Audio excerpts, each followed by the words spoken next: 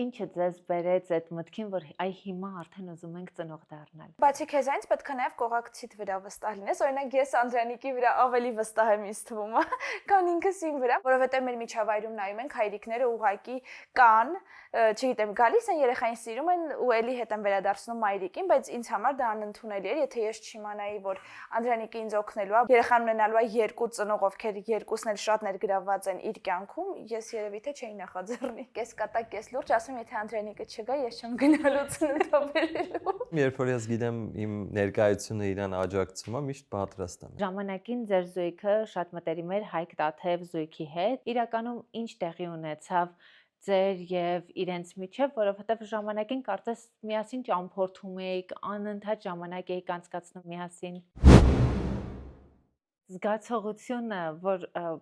հավասար դիրքում եք նաև ֆինանսական կայունություն ստեղծելու առումով,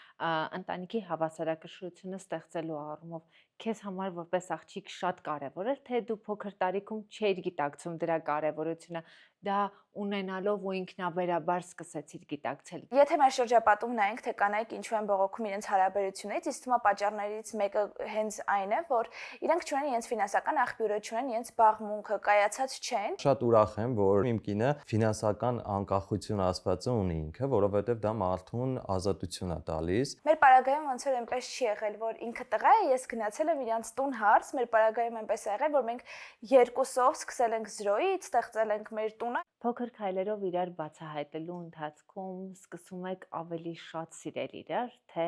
ինչ որ բաներ սովորական են դառնում։ Ամեն օր ավելի շատ եմ ես սիրում, որ ասում են, չէ, սերը 3 տարի է տևում, ասենց ինչ որ մտքեր կան, դրա հետ ընդհանրապես համամիտ չեմ։ Իսկ նյարդային պահերի հատվածները հաշվի առնում ես, այդ ժամանակ էլ ես սիրում։ Արտասովետ սեր ասածը Okay։ Այդ բանը չես մտածում։ Բայց շատ ջղային եմ լինում։ Դե կարևորը երկար չի տևում։ Հա, երկար չի տևում։ Հիմա ավելի հասուն ես սիրում։ Այն ժամանակ ավելի սիրահարվածություն է, հիմա ավելի սերը։ Նենց հարցեր ես տալի, ինձ էլ է էլի հետաքրքիր, որտեվ ովսա ալթասարակ սենց էմոցիոնալ չի։ Ինքդ քեզ սիրելու հարցում դուք իրար օգնել եք, թե հանդիպեցիք այն ժամանակ, երբ արդեն յուրաքանչյուրիդ մեջ կար ինքն իրեն սիրելու հմտությունը։ Անդրանիկը ինձ այնքան լավ բաներ է ասում, որ եթե ես ուղակի Անդրանիկի աչքերով ինձ պատկերացնեմ, իմ ինքնավստահությունը կթռնի երկինք։ Ոյ անդոն ոնց է փոխվել, դա Այդ որտենց են ասում, հիմա ես միջևս ահավոր եմ եղել։ Ոնց է փոխվել, բա։ Բլոգինգը դա չոր հաշվարկ է։ Անընդհատ այդ պաշտպանության կարիքը լինում էր։ Գիտեք, ես աշխատել եմ 7 տարի նոր բլոգեր եմ, գիտեք, ես ունեմ մասնագիտություն։ Հաղորդման գործընկերն է Իմպլանտում ստոմատոլոգիական եւ կոսմետոլոգիական կլինիկան։ Դու ինչի մաս ես։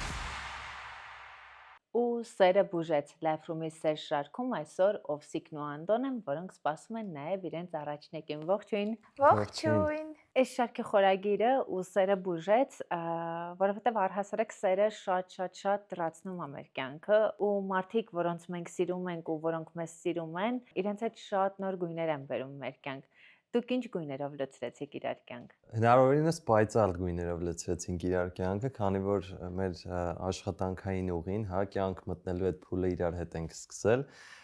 ամենալավ շրջաններից է իմ մոտ հիշվում։ Իմ կյանքը մեկ մինչև Անդոյի է բաժանվել առաջ ու հետոյի, մեկ հիմա արդեն բալիկից հետո է բաժանվելու, այսպես կատեգորիկ առաջ ու հետոյի։ Անդրանիկի պարագայում ամեն բան արդարացված է, դժգոհություններ չկան։ Հիմա երկրորդ փուլն է շատ կարևոր, ինձ թվում է սա էլ է շատ լավ անցնելու։ Իրար ազդեցությամբ շատ եք փոխվել։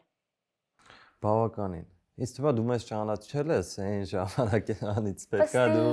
այդ փոփոխությունները ամենալավը զգացած լինես։ Վստահաբար շատ մեծ թռիչքային աճ ունեք, բայց փոփոխություններ կան, որոնք դուք հավանաբար ավելի շատ կզգաք, դրանք են ներքին փոփոխություններն են, որ արդեն իրար հետ շփումով կարծես ինչ որ առումով իրար դաստիարակ եք, ինչ որ առումով իրար վրա ազդեցություն թողնելով նոր սովորույթներ, նոր բնավորության գծեր ձևավորեք իրար մեջ։ Բնականաբար այդ փոփոխությունները շատ կան, որովհետև երբ որ սկսում ես ինչ-որ մարդու հետ նաև կենցաղ կիսել, արդեն Որ երկու տարբեր ընտանիքից մարդիկ փորձում են իրար հետ ինչ որ նույն ալորիայով սկսեն ապրել ու փոփոխություններ միանշանակ շատ կան։ Նաև մտածելակերպի փոփոխություն կա կարծում եմ։ Շատ մարդիկ պատմում են, որ կողակից ունենալուց հետո փակվել են, ազատության սահմաններն ակրճատվել։ Մեր դեպքում ինձ թվում է լիովին հակառակն է, որովհետև մեր ազատության սահմանները այսպես ընդլայնվել են ու կարծում եմ ավելի բաց ենք դարձել իրար աշխարհի հանդեպ։ Ճամփորդությունն էլ է միանշանակ շատ օգնել։ Մենք վերջին 4 տարիների ընթացքում եղել ենք 25 եւ ավել երկրներում, շատ երկրներում մի քանի անգամ, ու միանշանակ ճամփորդելը միասին մեզ ավելի հաշտ է դարձրել իրար հետ ու մեզ երկուսից ավելի բաց է դարձրել աշխարհի հանդեպ։ Ինչ կար ճամփորդությունների մեջ, որ ձեզ ավելի հաշտ դարձրեց, որ այստեղ պակասում էր։ Ասեմ օրինակի համար ճամփորդությունները նախ բոլորիս աշխարհայացն է զարգացնում եւ նույն ժամանակ շատ մարդիկ կան, ում հետ կարած մեր երկրում շատ լավ ժամանակ անցկացնես բան, բայց ճամփորդությունների չկարողանաս գնալ իրանց հետ, որովհետեւ ճամփորդության գնալը դա շատ բարդ ճանապարհ է իրականում, որովհետեւ բացի այդ կենցաղ կիսելուց նաև այլ երկրներում դու ոնց որ փոքր երեխա լինես, տուրիստը տենց է էլի ընկալվում ու ամեն ինչ իրար հետ զրոյից անել է, երեխա մի բան է ուզում։ Հա, ամեն երեխա մի բան է Մեկը ուզում։ ուզում է քնել, մեկը ուզում է գնալ ինչ-որ տուրի, մեկը ուզում է հաց ուտել, մեկը ուզում է դե չէ, այսօր էլ հաց չուտենք։ Ու ես ու Անդրանիկը հասկացել ենք այս ընթացքում, որ մենք նույն բաներն ենք ուզում։ Առավոտյան արթնանում ենք, անկախ նախապես քննարկումից, երկուսս էլ նույն բանն ենք ուզում ու այնքան հավես է դա ստացվում, ինձ թվում է առաջին ճամփորդությունների ընթացքում այդքան էլ այդպես չի եղել, բայց հետո ընթացքում եւ իրար ենք սովորել եւ նույն ցանկություններն առաջանում։ Իրար սովորելը, հա, բայց ինչ որ այլ ցանկություններ չեմ հիշում, որ եղած կլինեն, որտեվ ի սկզբանե միշտ նույն ձև ենք մտածել։ Ընթացքում ամեն դեպքում նաև իրար զիջելով եք գալիս այդ նույն մտածողությանը, թե չէ, դա տեսակ է, եթե համընկնում է, չէ։ Մեր ցանկությունները բնականաբար, եթե խոսում ենք օրինակ ճամփորդությունների մասով, նույնն են հիմնականում, որովհետև նույն գաղափարներն են կիսում, բայց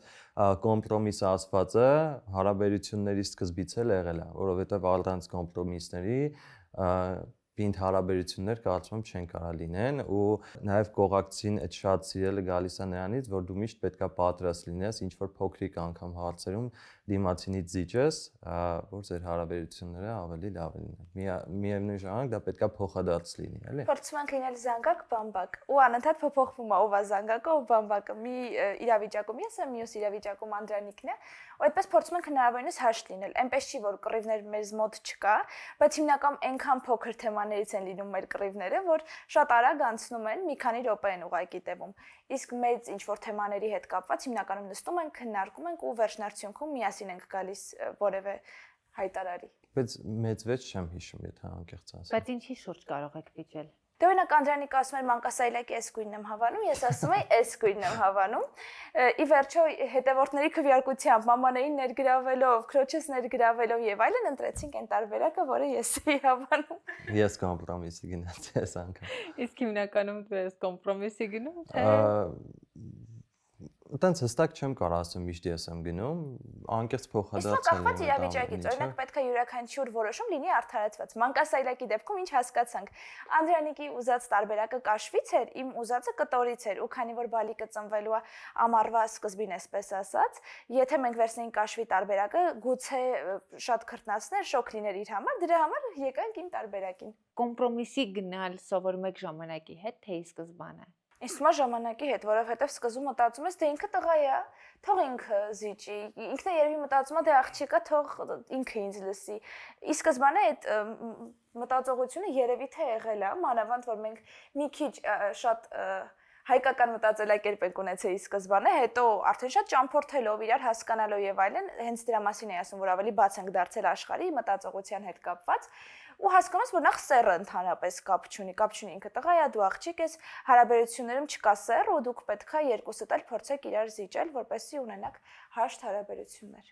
Զուտ, քանի որ կարծրատիպերը չէ, շատ են մեր երկրում նաև, որ ինքը աղջիկա էս պետքա չանի, ինքը տղա է, էս պետքա անի, սենց մեր դեպքում հասկացել ենք, որ ամենաարդ պետքա քննարկվի, միշտ պետքա լսես դիմացինի կարծիքը ու ըստ դրա վերջում կատարես ճիշտ որոշումներ ու էլի միասին, էլի։ Մեր պարագայում ոնց որ այնպես չի եղել, որ ինքը տղա է, ես գնացել եմ իրանց տուն հարց, մեր պարագայում այնպես է եղել, որ մենք երկուսով սկսել ենք 0-ից, ստեղծել ենք մեր տունը, այսինքն դեռ ստեղծում ենք, դեռ վարձով ենք ապրում, բայց ամեն դեպքում ստեղծել ենք կայուն ֆինանսական աղբյուրներ, չգիտեմ, գնել ենք մեզ մեքենա եւ այլն, ու այդ բոլոր process-ներում մենք եղել ենք միասին, ոչ թե ինքը տղա է եղել, աշխատել արել է, ես էլ կողքից ուղղակի նայել եմ հիացել։ Զգացողությունը, որ հավասար դիրքում եք նաև ֆինանսական կայունություն ստեղծելու առումով, ընտանիքի հավասարակշռությունը ստեղծելու առումով, քեզ համար որպես աղջիկ շատ կարևոր էր, թե դու փոքր տարիքում չէիր գիտակցում դրա կարևորությունը, ունենալով ու ինքնաբերաբար սկսեցիր գիտակցել դրա կարևորությունը։ Չէ, ինձ համար միշտ է կարևոր եղել, որովհետև 15-16 տարեկանից սկսած ես աշխատել եմ շատ ակտիվ, այս տարի լրանում է իմ աշխատանքային 11-րդ տարին, այսպես ասած, ու չի եղել օրինակ ամիս, որ ես չաշխատեմ։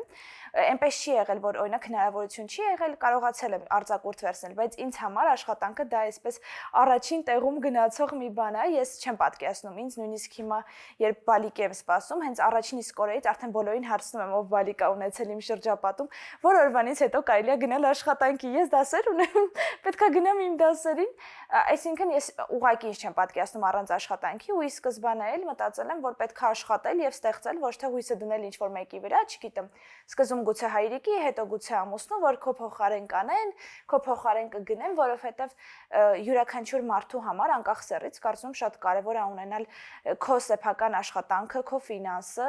ու դա միանշանակ շատ մեծ ինքնավստահություն է տալիս։ Եթե մեր շրջապատում նայենք, թե կանայք ինչու են բողոքում իրենց հարաբերությունից, իսկ թվում է պատճառներից մեկը հենց այն է, որ իրենք չունեն իրենց ֆինանսական աղբյուրը, չունեն իրենց բաղմունքը, կայացած չեն եւ հիմնականում հենված են իրենց ամուսնու վրա եւ սպասումներն էլ այդտեղ շատ մեծ են լինում եւ երբ այդ սպասումները չեն արդարանում, իրենք ավտոմատ սկսում են բողոքել։ Դրա համար կարծում յուրաքանչյուր մարդու համար անկախ սեռից, իսկ աղջկա համար առավել կարեւոր է ունենալ աշխատանք, ունենալ մասնագիտություն, ունենալ քո ֆինանսական աղբյուրը։ Դա կարող է լինել փոքրիկ, դա կարող է լինել միայն քեզ համար, դու կարող ես դրանով մեծ հարցեր չլուծել, բայց դա միանշանակ քեզ ավելի ինքնավստահ կդարձնի։ Անդո, երբեմն ասում են, որ կայացած կանանց հետ շատ ավելի դժվար է տղամարդու համար, բայց կանացի լոգիկայով երբ մենք մտածում ենք, պետք է շատ ավելի հեշտ լինի։ Հիմա իրականում տղամարդկային տեսանկյունից կարող ես պատասխանել, ավելի հեշտ է թե բարդ։ Եթե անկեղծ ասեմ, ոչ ասեմ ինչ որ հեշտ է կամ բարդ, որովհետև այդ հարցի շուրջ երբևէ չեմ մտածել։ Մենք երկուսս էլ մաքսիմում աշխատասեր ենք, կարծում նաև մեր հարաբերությունների այդ ամրապնդող հիմքերից մեկը դա է հանդիսացել։ Նախ շատ ուրախ եմ, որ իմ կողքի կինը, իմ կինը ֆինանսական անկախություն ասվածը ունի ինքը, որովհետև դա մարդուն ազատություն է տալիս։ Միայն այդ մասով շատ ցենց ուրախ եմ։ Մնացածը երբեք տենց ֆինանսական առումներով ինչ որ խոսակցություններ բան մեր մոտ չի լինում երբևէ, դրա համար չգիտեմ։ Խոսքը ոչ թե ֆինանսական խոսակցությունների մասին է, այլ Օվսիկը նշեց, որ դուք երկուսդ էլ ավանդական մտածողություն ունեցող ընտանիքներից եք եկել եւ դուք էլ այդ մտածողության կրողն եք եղել ու ժամանակի հետ է այդ ամեն ինչը փոփոխվել։ Օրինակ քեզ համար սկզբնական փուլում բարդ էր կայացած կնոջ հետ, թե հաշվի առնելով հանգամանքը, որ դուք նաև զուգահեռ կայացաք, դա քեզ համար բարդ չէր, որովհետև բարդ չի եղել, որովհետև հենց այդ կայանալը հենց իրար հետ է եղել։ Մենք հավասար իրար հետ ամեն ոնց որ քարը քարի վրա դրել ենք ու այդ этаպում երկուսս էլ զարգացել ենք, դրա համար այտենց ինչ որ բարդություններ, դժվարություններ չի եղել, էլի։ Իսկ մա ցանկացած տղայի համար էլ ամեն դեպքում մի օր այսպես խնդիր կդառնա, երբ որ քո կողքի մարդը կարող է աշխատել, բայց ուղղակի չի աշխատում։ Բնականաբար, եթե օրինակի համար կինը աշխատի, տղան ձեռքերը ծալած նստի, շատ մեծ խնդիր կլինի։ Այսինքն առհասարակ տղամարդը միշտ պետք է ձգտի էլ ավելին անելու։ Այս ձգտումը իմ մոտ միշտ կա ու դրա հաշվին այդ բարդությունները ես երևի թե չեմ զգում։ Բա հակառակը եթե լինի։ Որ տղամարդը աշխատի, կինը ուղղակի չաշխատի։ Ոչ թե պայմանավորված օրինակ կարգավիճակով, քանի որ եթե օրինակ դեկրետում է, parza որ ամուսինը պետք է հոգա այդ ծախսերը, այլ ուղղակի։ Եթե դու ուզում ես լսես իմ կարծիքը ուղղակի, ես սիրում եմ առհասարակ, որ ահա կապ չունի տղամարդա թե կինա, մարդ պետք է սիրի աշխատել ու այն ժամանակ ես հիշում եմ, որ դու միաժամանակ 16-17 տարեկանում աշխատում ես 4 տեղ, ես ուղղակի հպարտանում էի այդ փուլում իրանը, անկեղծ։ Ու որ ինչ որ մեկի մոտ խոսում էի, ինչ որ մեկի մոտ իրանից խոսում են, ասում են առաջինը է դա էլի ոնց որ փաստում ասում գիտեք ինքը իր տարիքում օրինակ 4 տեղ աշխատում է, այդ ուղղակի հպարտանալու է։ Օվսիկ, այն շրջանում, երբ դուք սկսեցիք ձեր հարաբերությունները, իրականում երկուսդ էլ չունեիք ֆինանսական շատ մեծ կայունություն, չգիտեիք ապագան ինչպիսին է լինելու։ Դեռ չկար հեռանկար, որ ճանապարհը այսպիսին է լինելու։ Դու այն ժամանակ որոշակի մտավախություններ ունեիր, ինչպիսին է լինելու հետոն, թե դու գիտեիր, որ դուք հասնելու եք ձեր նպատակներին։ Նախ ընդհանրապես ֆինանսական կայունություն չունեի, որովհետև ես ինչ աշխատում էի, կամ ուսմանս վարձին էի ուղղում, կամ այնտեղ մնում էր մի փոքրիկ գումար, որը ճանապարհածախսին եւ ինչ որ մի քանի հագուստ կարող է բավականացնել գնել եւ վերջ, ընդհանրապես չկար ֆինանսական կայունություն։ Ես Անդրանիկի մեջ առաջին հերթին աշխատող, ձգտող մարդ եմ տեսել։ Այն ժամանակ Անդրանիկը որպես լուսանկարիչ էլ ակտիվ չէր, միայն աշխատում էր լրատվական կայքում։ Մենք միասին նույնիսկ այդ ճանապարհը սկսեցինք, երբ ես Անդրանիկի համար Facebook-ով գովազդներ էի միացնում, որ ինքը ունենար պատվերներ ու գնար որպես լուսանկարիչ, նաև ունենար ֆրիլանս աշխատանքներ։ Ես վստահ էի, որ ամեն բան լավ է գնալու, որովհետև այն ժամանակ մենք 17, 18, 19 այդ տարիներն էր, 17, 18, 19 տարեկան էինք, համոզված էի, որ եթե արդեն իսկ ինչ որ բան առաջ գնում է, սայլը տեղից շարժվում է, ուրեմն ապագան հաստատ լուսավոր է լինելու։ Եթե անկեղծ ես միշտ մտածել եմ ինչ նպատակ ես ունեմ հասնելու եմ, այսինքն երազանքացվածը իմ մոտ չկա ու չի եղել, որովհետև ամեն ինչին կարելի է հասնել զուտ աշխատանքի միջոցով ժամանակի ընթացքում ու իմ մոտ այդ հիմքած ալրել միշտ էլի կյանքի բոլոր փուլերում մի փոքր ժամանակ, մի փոքր աշխատասիրություն ու ամեն ինչի կհասնենք, իսկ դժվար պահեր բոլորի կյանքում բնականաբար լինում են, կարևորը այդ բոլոր խոչընդոտները իրար հետ հաղթահարեք ու նպատակներին կհասնեք։ Իմ գործընկեր իմպլանտում ստոմատոլոգիական եւ կոսմետոլոգիական կլինիկայի կողմից ձեզ նվեր քարտեր։ Իմպլանտումի հիմնադիրը Հայաստանի գլխավոր ստոմատոլոգն է Դավիթ Մաթևոսյան, կոսմետոլոգիական կլինիկան հիմնադրել է եւ զարգացնում է Երենա Ադամյան, շատ կարեւոր է, որ բժիշկ մասնագետ է եւ բոլոր որակավորումները հենց մասնագիտական կրթությամբ է անցել, ոչ թե պարզապես սերտիֆիկատներով, այնպես որ ձեր էսթետիկ եւ ոչ միայն էսթետիկ առողջությունը կարող եք վստահել իրենց, որովհետեւ իմպլանտումի գաղափարն է էսթետիկայից բացի նաեւ առողջական կենտրոն լինելը։ Անդրանիկը անպայման կօգտվի, իրան շատ պետք էր այս նվերը։ Շնորհակալություն։ Դու էլ կարող ես կոսմետոլոգիայից օգտվել։ Անպայման սիրով։ Ատամնաշարի ուղղման նորարարական միջոցն արդեն Հայաստանում է, ու սա ինձ շատ է հետաքրքրում, քանի որ մի ամբողջ կյանք վախեցել եմ բրեկետներից, բայց այս տարբերակից օգտվելու եմ։ Հիմա եւ ինձ համար կոնսուլտացիա ենք անելու եւ ձեզ համար կարեւոր հարցերի պատասխաններ ենք ստանալու իմպլանտումի հիմնադիր Հայաստանի գլխավոր ստոմատոլոգ Դավիթ Մաթևոսյանից։ Ողջույն Դավիթ։ Ողջույն Ամալիա։ Էլայներները ատամնաշարի ուղղման նորարարական մեթոդ են, որը նաեւ պակաս տրավմատիկ է։ Ինչ առավելություններ ունի ատամնաշարի ուղղման այս տարբերակը։ Էլայներները հնարավորություն են տալիս ատամնաշարը ուղղել թափանցիկ կապաների միջոցով։ Մենք խուսափում ենք բրեկետների կրումից, որը որ ինչպես գիտենք շատ դեպքերում էսթետիկ առումով անհարմարություն է պատճառում։ Նմանատիպ թափանցիկ կապաներ առաջարկում են մի շարք ընկերություններ, բայց այն առաջին անգամ առաջարկվել է ամերիկյան Invisalign ընկերության կողմից եւ լավագույն հնարավորությունը եւ պլանները եւ արդյունքը հնարավոր է ստանալ Invisalign էլայներների միջոցով, որը հիմա Հայաստանում, ինչպես նաեւ Մոսկվայում էքսկլյուզիվ ներկայացում են մեր կլինիկաների ցանցում։ Ինչով է պայմանավորված էքսկլյուզիվ համագործակցությունը։ Քանի որ մենք ունենք կլինիկա Ամերիկայի Միացյալ Նահանգներում, իրենց հետ սկսված համագործակցությունը հետագայում մենք կարողացանք տարածել մեր ամբողջ ցանցի վրա եւ այս պահին կարողանում ենք ներկայացնել եւ Հայաստանում եւ Ռուսաստանի Դաշնությունում։ Արգելքների պատճառով Invisalign-ը չի համագործակցում այնտեղի կլինիկաների հետ, բայց հաշվի առնելով, որ մենք ունենք իրենց հետ էքսկլյուզիվ պայմանավորվածություն, մեր Մոսկվայի կլինիկայում հնարավոր է տեղադրել օրիգինալ Invisalign։ Եթե ես չեմ սխալվում, էլայներները ունեն որոշակի առանձնահատկություններ եւ կան դեպքեր, երբ ամեն դեպքում ծնոտի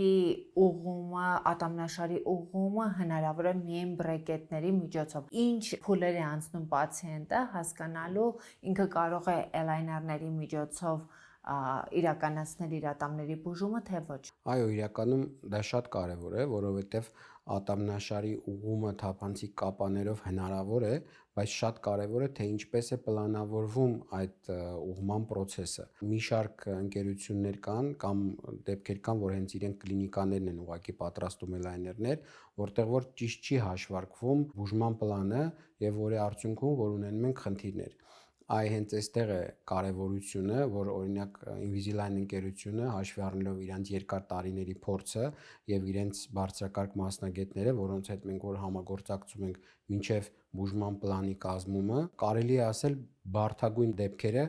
հնարավորություն է տալիս ուղղել հենց Invisalign-ի կապաների էլայներների միջոցով։ Թափանցիկ կապաններով բուժումը շատ ավելի հարմարավետ է, նաև շատ ավելի թանկ է։ Էլայներներով բուժումը կարող է որոշ դեպքերում այո բրեկետներից թանկ լինել, բայց ինչ որտեղ նաև հնարավոր է դեպքեր կարող լինել, երբ որ օրինակ փոքր կորեկցիաներ են, ընդհանուր արժեքը ավելի մատչելի լինի, քան բրեկետների դեպքում, քանի որ գինը ձևավորվում է թե քանի էլայներ կօգտագործվի այդ բուժման ընթացքում։ Այսինքն, եթե անկախ ամեն ինչից բրեկետի տեղադրման արժեքը ինքը նույնն է, այս դեպքում կախված դեպքից հնարավոր է, որ արժեքը լինի ավելի ցածր։ Պացիենտը ի սկզբանե իմանում է իրեն քանի էլայները պետք թե դա այսպես անակնկալ է բուժման ընթացքում։ Իհարկե, պարտադիր իմանում է, առաջին այցի ժամանակ մենք իրականացնում ենք սկանավորում, նշված սկանավորված ծնոտը եւ ռենտգենները, պացիենտի նկարները ուղարկվում են Invisalign ընկերություն, որտեղ որ տվյալ դեպքի համար ստեղծվում է բուժման պլան եւ ուղարկում են մեզ բուժման պլանը, որը որ մենք պրեզենտացիա ենք անում, ինքը տեսնում է իր աչքով, թե ինչ արդյունք է լինելու բուժման վերջում, այսինքն հատուկ ծրագրի միջոցով մենք կարողանում ենք ցույց տանք ատամների ուղղման process-ը, ցույց է տրվում, թե քանի կապա պետք է էլայներ պետք է օգտագործվի արդյունքը ստանալու համար եւ այդ պահին արդեն կարողանում ենք նաեւ բուժման արժեք ասել։ Իսկ հնարավոր է վերջնարդյունքը տարբերվի այն արդյունքից, որը իրեն ի սկզբանե ցույց էիք տվել։ Վերջնարդյունքը չի կարող տարբերվի այն արդյունքից, որ մենք նախապես պրեզենտացիա ենք արել պացիենտի համար, բայց իհարկե շատ մեծ նշանակություն ունի նաև պացիենտի ճիշտ համագործակցությունը, որտեղ էլայներները աշխատում են այն ժամանակ, երբ որ պացիենտը կրում է։ Եթե պացիենտը ճիշտ չի հետևում կրելու ժամանակացույցին, չի դնում էլայներները, արդյունքը կարող է երկարել կամ արդյունքը կարող է ընդհանրապես չլինել։ Առնվազն 20-ից 22 ժամ պետք է կրի, բայց հեշտ հնարավոր է հանել, այսինքն եթե օրինակի համար ինչ որ 10-15 րոպե իրեն պետք է հանդիպում, խոսել կամ հաց ուտել, այդ ժամանակահատվածում շատ հեշտությամբ հնարավոր է հանել ու տեղադրել։ Խոսքի վրա ազդում է էլայները։ Էլայները ընդհանուր առմամբ խոսքի վրա չի ազդում, բայց սկզբի ժամանակ, երբ որ տեղադրում ենք, հնարավոր է մի քանի օր դիսկոմֆորտ լինի։ Շատ լավ, շնորհակալ եմ։ Շատ սիրելի մարդիկ նաև իմ օրինակով կարող եք հետևել, թե ինչ արդյունք է տալիս Invisalign-ը։ Հենց հիմա ես ատամների բուժման process եմ անցնում, որից հետո արդեն կկրեմ թափանցիկ կապանները եւ հուսով եմ, որ կհարմարվեմ։ Իսկ իմպլանտումի եւ Դավիթ Մաթևոսյանի տվյալները կթողնեմ հաղորդման նկարագրության բաժնում։ Միասին աշխարհը բացահայտելը ինչքանով ձեզ օգնեց նաև իրար բացահայտել։ Միանշանակ շատ, որովհետև յուրաքանչյուր օր դու նոր բան ես իմանում քո կողքի մարդու նախասիրությունների, ցանկությունների մասին։ Ես ու Անդրանիկը հիմնական մեր այ ասում էինք հաշտենք միշտ ճամփորդությունների ժամանակ մեր հիմնական վեճը լինում է ինչ ուտել։ Անդրանիկը շատ է սիրում fast food, ես ընդհանրապես չեմ սիրում fast food։ Այ այդտեղ էլ է գալիս այդ զիջելու հարցը։ Մի օր Անդրանիկի իմ հետ գալիս է չինական խոհանոցից մի բան ենք փորձում։ Հաջորդ օրը ես գնում եմ բուրգեր ուտելու, չնայած բուրգեր չեմ սիրում։ Բայց ինքնը չինական խոհանոցից ոչինչ բան չի սիրում։ Այդտեղ էլ է կոմպրոմիսները աշխատում։ Միշտ փոքր քայլերով իրար բացահայտում ենք, էլի։ Փոքր քայլերով իրար բացահայտելու ընթացքում սկսում եք ավելի շատ սիրել իրար, թե ինչ որ բաներ սովորական են դառնում։ Կարծրատիպ կա, չէ՞, որ սերը սկզբում շատ ավելի բուռն է, հետո էմոցիաները խաղաղվում են, բայց ենթադրում եմ, որ իրար խաղաղություն բերելով պիտի նաև իրար ավելի շատ սիրեք։ Ես պատասխանեմ, այս հիմա ինչ որ ասում եմ, մաքսիմում անկեղծ եմ ասում, օր-օրի, հա, ինչքան մեր հարաբերությունները ասեն զարգանում, օր-օրի ամեն օր ավելի շատ եմ ես սիրում, հա, օֆսին, ու այդ իրան էլ եմ բարբերաբար ասում, չգիտեմ ինչն է հիմքում այդ ամբողջը ինքած, բայց այն որ ասում են, չէ, սերը 3 տարի է տևում, ասենց ինչ որ մտքեր կան, դրա հետ ընդհանրապես համամիտ չեմ, որովհետև հենց իմ օրինակը ցույց է տալի, որ ամբողջային հակառակն է, եթե ճիշտ ընտրությունը կատարել կողակցից սիրում ես, այդ սերը օրորի ծաղկելու է, օրորի շատանալու է։ Իսկ նյարդային պահերի հատվածները հաշվի առնում ես, թե Նյարդային պահեր մեր մոտ լինում է աշխատանքի բնույթով, երբ իրար հետ ինչ-որ գործ ունենք անելու, բայց փորձում ենք այդ этаպները հնարավորինս ասած իսկ այդ ժամանակ ես սիրում ես։ Ալտասարակ սեր ասածում Okay։ Այդ բանը չես մտածում։ Շատ ջղային եմ լինում։ Այդ բանը չեմ մտածում, որ սիրում եմ, այդ բանը մտածում որ շատ ջղային եմ ես։ Դե կարևորը երկար չի տևում։ Հա, երկար չի տևում։ Բայց հիմա պատասխաներ դու այդ պահերի Հա, սիրել ես ես։ հետաքրքիր։ Այդ բանը չեմ մտածել, թե չէ։ Բայց հավանաբար հա, ամեն դեպքում հա։ Զայրացած պահերին ով է առաջինը հետ քայլանում։ Ով մեղավորը։ Այս պահին հասկանում եք ով է մեղավոր։ Դե քանի որ ես հիմա հղի եմ, հետո Մեղավոր է Անդրանիկ։ Անդրանիկը հասկանում է, որ ես շատ զգայուն եմ, այս փուլում երևի միշտ Անդրանիկն է հետ քայլանում։ Բայց առհասարակ ով մի քիչ մեղավոր է, շուտ ենք ընդունում մեր մեղավորությունը, այնպես չի ասում ենք, չէ, դե թող ինքը։ Այդ մեղավորությունը ընդունելն է շատ կարևոր բան, որովհետև հենց էլի ամրապնդում է հարաբերությունները։ Մեղավորությունը ընդունելու մասին հիմա կխոսենք, շատ կարևոր կետ է, բայց Օվսիկը այսպես բաց թողեց սիրո մասին հարցը պատասխանի։ Ինձ մոտ էլ սերը ընդհանրապես չի մարել, բարկացած հատվածներում ես շատ ջղային եմ լինում, այդ բանը չեմ մտածում սիրում եմ թե չէ, այդ բանը շատ ջղային եմ ես ուղղակի, իսկ առհասարակ չէ, բացարձակ չի պակասել ու ամեն օր ավելի, չգիտեմ, իրար մասին ավելի շատ բան ենք բացահայտում, հետո ինձ թվում է երկուսս էլ իրար չենք թողնում իրարից հոգնել, գուցե ինչ որ մեկս նախաճաշը այդ օրը պատրաստում է, այսպես փոքրիկ անակնկալ, Անդրանիկը միշտ ինձ անակնկալ ծաղիկներ է բերում։ Շատ շոյվում եմ, որովհետև այսպես դուրը բացում ես, մեկ էլ վայ, ոչ մի առիթ չկա եւ դու ծաղիկ ես ստանում։ Ես փորձում եմ նախաճաշերով լրացնել այդ ծաղիկի հատվածի բացը։ Հիմա ավելի շատ ես սիրում, քան սկզբում։ Չեմ կարող չափել։ Իսկ թվում է սկզբում ավելի էմոցիոնալ ես, այդպես սիրառատ փուլ է։ Հիմա ավելի հասուն ես սիրում։ Այն ժամանակ ավելի սիրահարվածություն է, հիմա ավելի սերը, հա։ Քո դեպքում կարծում, հա։ Ինչ որ այնց հարցեր ես տալի, ինձ էլ է էլի հետաքրքիր, որտեվ Օվսը առհասարակ sense էմոցիոնալ չի, ինքը նման թեմաներով մենք չէ, Օվսը երևի չի խոսում շատ ժամանակ։ Ու հիմա որ դու հարցերը տալիս ես, ինձ էլ է շատ Դա էլ է հայկական ավանդական մտածելակերպից գալիս։ Մենք մեր շրջապատում, ես վերլուծել եմ, էլի, ես ինչու այդքան շատ իմ էմոցիաները չեմ արտահայտում։ Մենք մեր շրջապատում, ես իմ շրջապատում չեմ տեսել շատ օրինակներ, երբ կիսվում են իրենց էմոցիաներով, հույզերով եւ այլն քննարկում հարաբերություններ, եւ ինձ թվում է ես էլ շատ փակ եմ մեծացել ու հիմա ես փորձում եմ աշխատել իմ այդ գծի վրա, որ ասեմ իմ մտածածը, խոսեմ իմ հույզերից եւ այլն, դեռ շատ լավ չի ստացվում, բայց փորձում եմ ինձ բացել։ Խոստովանություններ անում ես, թե այդ հարցում էլ ես ժլատ։ Ժլատ եմ, բայց անում եմ։ Ժլատ։ Անդրանիկի պես առաջ։ Ես ընդհանրապես չէ, ես շատ արտադրել եմ այդ հարցում, հա։ Եթե հաշվենք, իսկ 100-ը կանցնի մեկ օրվա։ Այո, ես կարծում եմ, որ դա շատ կարևոր է, որովհետև երբ որ հա խոսում ես անկեղծ քո զգացմունքների մասին, միևնույն ժամանակ կողքինդ իրան ինչքան լավ է, չես զգում, ու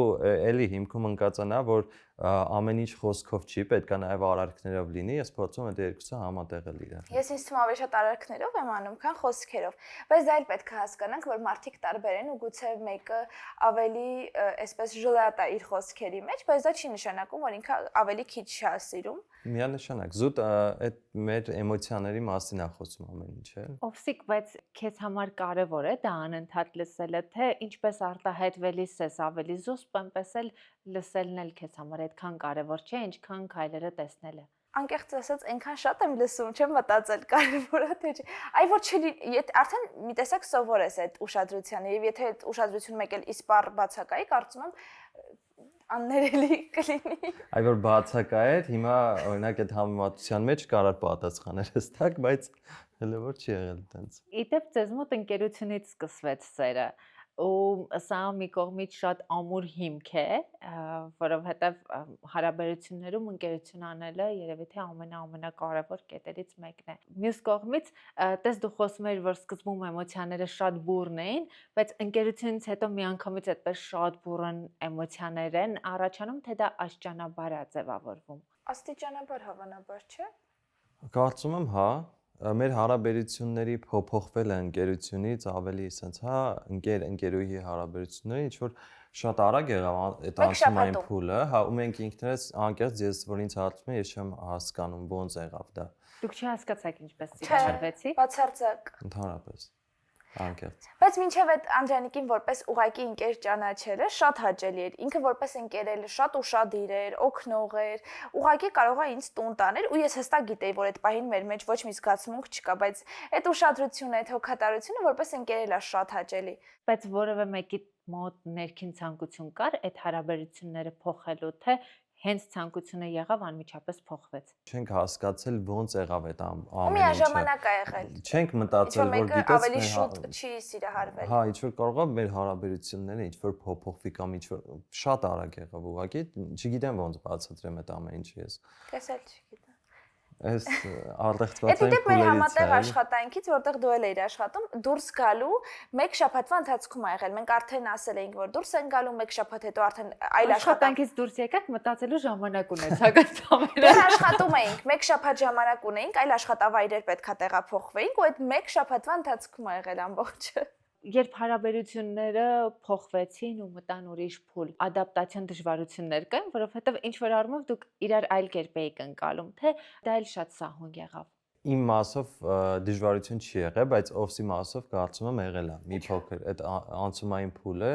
իր համար մի քիչ ինչ որ անհասկանալի էր, որտեվ ես իմ մոտ առհասարակ երբ որ հարաբերություններում ինչ որ բան է փոխվում, ես հստակ գիտեմ ինչ է փոխվել ու սենց էլի, բայց իր մոտ սենց մի քիչ ոնց բացատրեմ, սենց մի քիչ անհասկանալի վիճակներ էր։ Մենք ընկեր էինք, հիմա ընկերուհի բան, էլի, սենց։ Դե շատ արագ է։ Հա, այդ ինֆորմացիան մարցելու փուլն էր, էլի։ Բավականին երկար ժամանակ է արդեն ինչ միասին անցնում եք այս ճանապարհը ու ամուսնությունից հետո շատ կարևորում եք երկուսդ էլ անմիջապես բալիկ չունենալը, որպեսզի միասին որոշակի ճանապարհ անցնեք եւ այդ ճանապարհը անցնելուց հետո նոր պատրաստ լինեք ծնող դառնալու։ Որոշումը ծնող դառնալու հենց այն շրջանում էր, երբ հստակ պատրաստ էիք եւ դա մտածված ցանկություն էր ձեզ համար, թե ինչ որ առումով երբեմն նաեւ ճակատագիրը ձեր փոխարեն որոշում եք կայացնում։ Մտածված ա եղել ամեն ինչ։ Մտածված, պլանավորած։ Իդեպ երևի այս հատվածում նաև պետքա կարևորել հղիությամբ ճիշտ պլանավորումը, բժշկի գնալը երկու կողմերի համար, որովհետև շատ զույգեր այս հատվածը բաց են թողնում, բայց կարծում եմ գրագետ ու ճիշտ պլանավորումը սկսում է հենց բժշկի այցերից, բոլոր հետազոտությունները անցնելուց եւ նաև իհարկե հոգեբանական, ֆինանսական կողմը, երբ որ դու հստակ գիտես, որ արդեն պատրաստ ես, նոր երեխա պլանավորելուց։ Ինչը ձեզ բերեց այդ մտքին, որ այ հիմա արդեն ուզում ենք ծնող դառնալ։ Մինչ ես ամեն ինչ փորձեցինք արդեն իրար հետ անել, ամեն ինչ, չգիտեմ, բացահայտել, հա, ու հասկացանք երևի թե եկել է այն կետը, հա, որ արդեն ժամանակն է։ Ինչ որ նոր հետաքրքրություն ասեմ, թե ինչ ասեմ, որ մեր կյանք մտնի, էլի, սենց։ Իսկ քեզ մոտ Օվսիկ ուղղակի ինչ որ մի պահի, ինչ որ մի բան այսպես ճտաց եւ մենք հասկացանք, որ արդեն կարծես թե մենք պատրաստ ենք։ Երկուսդ միաժամանակ եկաք այդ մտքին, որ հիմա ուզում ենք բալիկ ունենալ, թե ինչ որ մեկի մոտ ավելի շուտ էր եկել այդ միտքը։ Ես պատասխանատվությանը միշտ պատրաստ եմ առհասարակ ու բնականաբար քննարկումների արդյունքում, որ հասկացանք արդեն ոնց որ ժամանակն է, ես լիովին պատրաստ եմ։ Մեկ ովսը լինում ասում, դու պատրաստ ես, հա, այդ հայրիկ լինելուն, ասում եմ ամբողջովին ճշտում եմ ամեն։ Որովհետև իրականում ուղակի, հա, երեխա ունենալը շատ մեծ պատասխանատվություն է, դու պետքա գիտակցես, որ դու լույս աշխարհից բերում մարդ, ում պետքա նախ ապահովես, դու պետքա թե հոգեպես պատրաստ լինես, թե ֆինանսապես, ու այդ փուլերը անցնելուց հետո հասկացանք, որ իսկական ժամանակն է հիմա, այլ ուշացնել պետք չի, էլի։ Ու բացի քեզանից պետք է նաև կողակցիդ վրա վստահ լինես, օրինակ ես Անդրանիկի վրա ավելի վստահ եմ ինձ թվում, քան ինքս իմ վրա, որովհետև վստահ եմ, որ ինքը ֆանտաստիկ հայրիկ է լինելու։ Արդեն իսկ այդ նախաձեռնողականությունը ինքը ստանձնել է, չգիտեմ, հետաքրքրվում է այս լվացքի գելը ինչ է անում։ Սա երբ պետք է լցնենք լվացքի մեքենայի մեջ ու ինչա՞ դա դուր գալիս իր հետաքրքրությունը յուրաքանչյուր process-ում, որովհետև մեր միջավայրում նայում ենք, հայրիկները ուղակի կան, չգիտեմ, գալիս են երեխային սիրում են ու էլի հետ են վերադարձնում մայրիկին, բայց ինձ համար դա անընդունելի էր, եթե ես չիմանայի, որ Անդրանիկը ինձ օգնելու է բոլոր process-ներում լինելու է ներգրավված, երեխան ունենալու է երկու ծնող, ովքեր երկուսն էլ շատ ներգրավված են իր կյանքում, ես երևի թե չէի նախաձեռնի։ Միևնույն ժամանակ մենք երևի թե 5 տարիների ընթացքում արդեն փորձ ենք ձեռք բերել մեր շունիկի, հա, փորձով փոքր քայլերով իհարկե, բայց էլի շուն ունենալը բավականին էլի ժամանակ պետք է տրամադրես, մենք երեխու պես, ոնց որ երեխու համար ոնց կվախներ, նույն ձև շան համար։ Շատ մեծ խնամք ու պատասխանատվություն է պահանջում, իհարկե բալիկի հետ կարծում անհամեմատելի է, բայց ընդհանուր առմամբ եւ դու պատասխանատու ես մեկի համար, իր բոլոր կարիքների ուտելու, չգիտեմ, ջուր խմելու, զբոսնելու, մենակ տանը թողնելու, չթողնելու, հանգստի մեկնելիս ինքը ուրա մնալու, այդ բոլոր process-ների միջով արդեն անցել ենք, մի փոքր փորձ ունենք։ Իրականում կենդանիները ճիշտ խնամք են պահանջում ու կենդանիների հանդեպ պատասխանատվությունը շատ կարևոր եւ մեծ է, բայց ինչ որ առումով անհամեմատելի է, որովհետեւ ինչ որ դրվագներում կենդանիներին կարող ենք թողնել տանը մենակ։ Երեխան ինչ որ պահի սկսում է որոշել քո փոխարեն, թելադրել իր կանոնները, այդ փոքրիկ 4 կիլոգրամանոց մարդուկը որոշում է թե դու ինչ պիտի անես եւ ինչ չպիտի անես։ Ու երբեմն տես ծնողների հավասար ներգրավվածությունը շատ կարևոր է, բայց կարծում եմ, որ որքան էլ հայրիկները հավասար ներգրավվածություն ունենան երեխայի խնամքի հարցում, միևնույն է, հա, բնությունից մայրիկի ներգրավվածությունը այլ է, որովհետև ամեն դեպքում մայրիկն է 9 ամիս երեխային կրում իր կրծքի տակ, մայրիկն է կրում նաև ֆիզիկական որոշակի փոփոխություններ, այսինքն մի քանի տարի մոտավորապես մայրիկը նաև վերականգնվում է ֆիզիկապես հղիությունից հետո, այսինքն հոգեպես ներգրավվածությունից բացի կան նաև որոշակի առանձնահատկություններ, որոնք ուղղակի հնարավոր չէ հավասար բաժանել։ Դու քո տեմպով իրականում լիարժեք պատրաստ ես այս ամեն ինչին, թե կյանքում ինչ որ փուլերի մասին, պատասխանատվության մասին չէ խոսքս, պատասխանատվությունը ունես, գիտակցումը ունես, բայց կան փուլեր, որոնց մասին պետք չէ նաև շատ չափից ավելի երկար մտածել, հակառակ դեպքում ոչինչ երբեք պատրաստ չես լինի։ Իրականում ինձ թվում է մենք երկար ենք մտածել մինչև այս որոշման գալը, ու ես լիովին պատրաստ եմ եղել, քանի որ ես շատ նվնվիկ եմ, այդքան ցավադիմացկուն չեմ եւ այլն, ես հղիության ամբողջ շրջանը մինչև հղիությունը պատկերացրել եմ շատ բարդ, շատ իմ համար անտանելի բարդ մի process եմ պատկերացրել ու գնացել եմ այդ քայլին, իսկ հիմա այս 8 ամիսների ընթացքում հասկացա, որ նախ իմ օրգանիզմը այդքան էլ վատ է, ինչքան ես իրան պատկերացնում էի, ինքը շատ լավ կարողանում է այս փուլը հաղթահարել։ Այս 8 ամիսների ընթացքում ես ոչ մի բողոքներ չեմ ունեցել։ Հիմա դե ինչ որ ֆիզիոլոգիական փոփոխություններից ելնելով գուցե մեջքի ցավ, գուցե անհարմարություն, հոգնածություն եւ այլն, ինչը կարծում եմ բնական է։ Բայց ուզում եմ նաեւ մեր դիտողները իմանան, որ եթե իրենք էլ վախենում են հղիության փուլից, տարբեր փոփոխություններից եւ այլն, գուցե դա այդքան էլ վատ չընթանա։ Ճիշտ է, մեր կողքին կան տարբեր փորձեր եւ դրական եւ բացասական, կարծում եմ յուրաքանչյուրս պետք է հենվենք մեր փորձառության վրա եւ այսպես փորձենք կողքի մարդկանց մի պահ չնայել, որովհետև այո, եթե նայենք շատ տարբեր փորձեր, թե ինչքան վատ հետևանքներ ունեցել, գուցե հրաժարվենք որևէ քայլի գնալուց, բայց դրա կողքին կան շատ լավ փորձառություն ունեցող մարդիկ։ Իդեպ փորձերի մասին կարծես մարդիկ երկու մասի բաժանված լինեն, մի կողմը մեղադրում է մայրությունը այսպես շատ գունեղ ներկայացնող մարդկանց, մյուս կողմը մեղադրում է մայրությունը այդ սթրեսների եւ դեպրեսիայի տեսանկյունից ներկայացնող մարդկանց ու իրականում իհարկե շատ կարևոր է ժամանակակից իրականության մեջ հասկանալ, որ նույն հետծնդաբերական դեպրեսիան, հղիության ընթացքում դժվարությունները լինում են եւ դրանք նորմալ են, ոչ միայն ֆիզիկական, այլև հոգեբանական դժվարությունները, բայց վերջին շրջանում կարծես երբ նայում ես բոլորի բացասական փորձերը, վախ է ձևավորվում քո մեջ ու անընդհատ մեղադրում են դրական կոնտենտ ներկայացնող մարդկանց, բայց օրինակ ես էլ հիմա նայում եմ շուրջս եւ այդ դրական կոնտենտի պակասը ունեմ, որովհետեւ անընդհատ խոսելով այդ դեպրեսիաների ու բաց շրջանների մասին, ինչ որ առումով վախեր են ձևավորվում այն մարդկանց մոտ, ովքեր դեռ մայրիկ չեն։ Այս վախը քո մեջ էլ էր ինչ որ առումով ձևավորվել։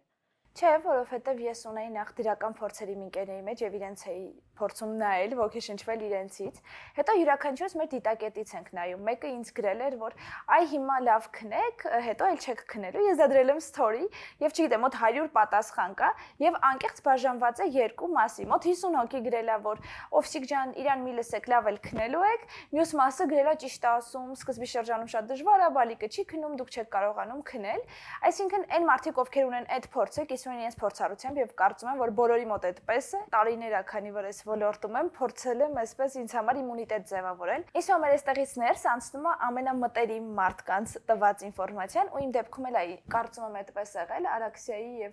Արևուկի փորձը մեզ համար շատ գունեղ, շատ ոգեշնչող է եղել։ Այնպես չի, որ իմ շատ հետևորդներ գրում են, որ այ դուք Արևուկին շատ սիրեցիք, որոշեցիք մամա դառնալ։ Այնպես չի, որ դա է եղել հիմնական պատճառը։ Իհարկե դա շատ ոգեշնչել է, բայց մենք առհասարակ մտածում էինք բալիկ ունենալ ու այդ փորձառությունը տեսնելուց հետո ավելի վստահ ենք, չէ՞ եղել, որ բալիկները լինում են նաև շատ լավ։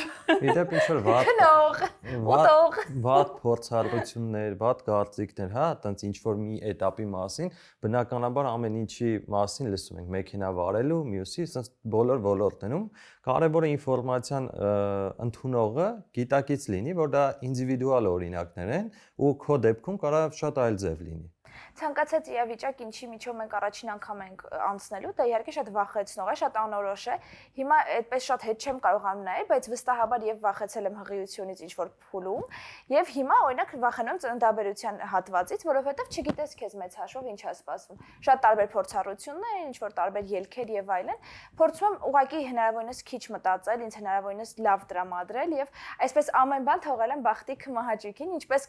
կստացվի ու համոզված եմ, որ պետք է որ ամեն բան լավ ստացվի։ Բայց առհասարակ մի բան կասեմ, եթե դու կիսում ես քո վատ փորձառությամբ, մարդիկ քեզ մեղադրում են դեպրեսիվ լինելու ու վատ փորձով կիսվելու եւ, չգիտեմ, մյուսներին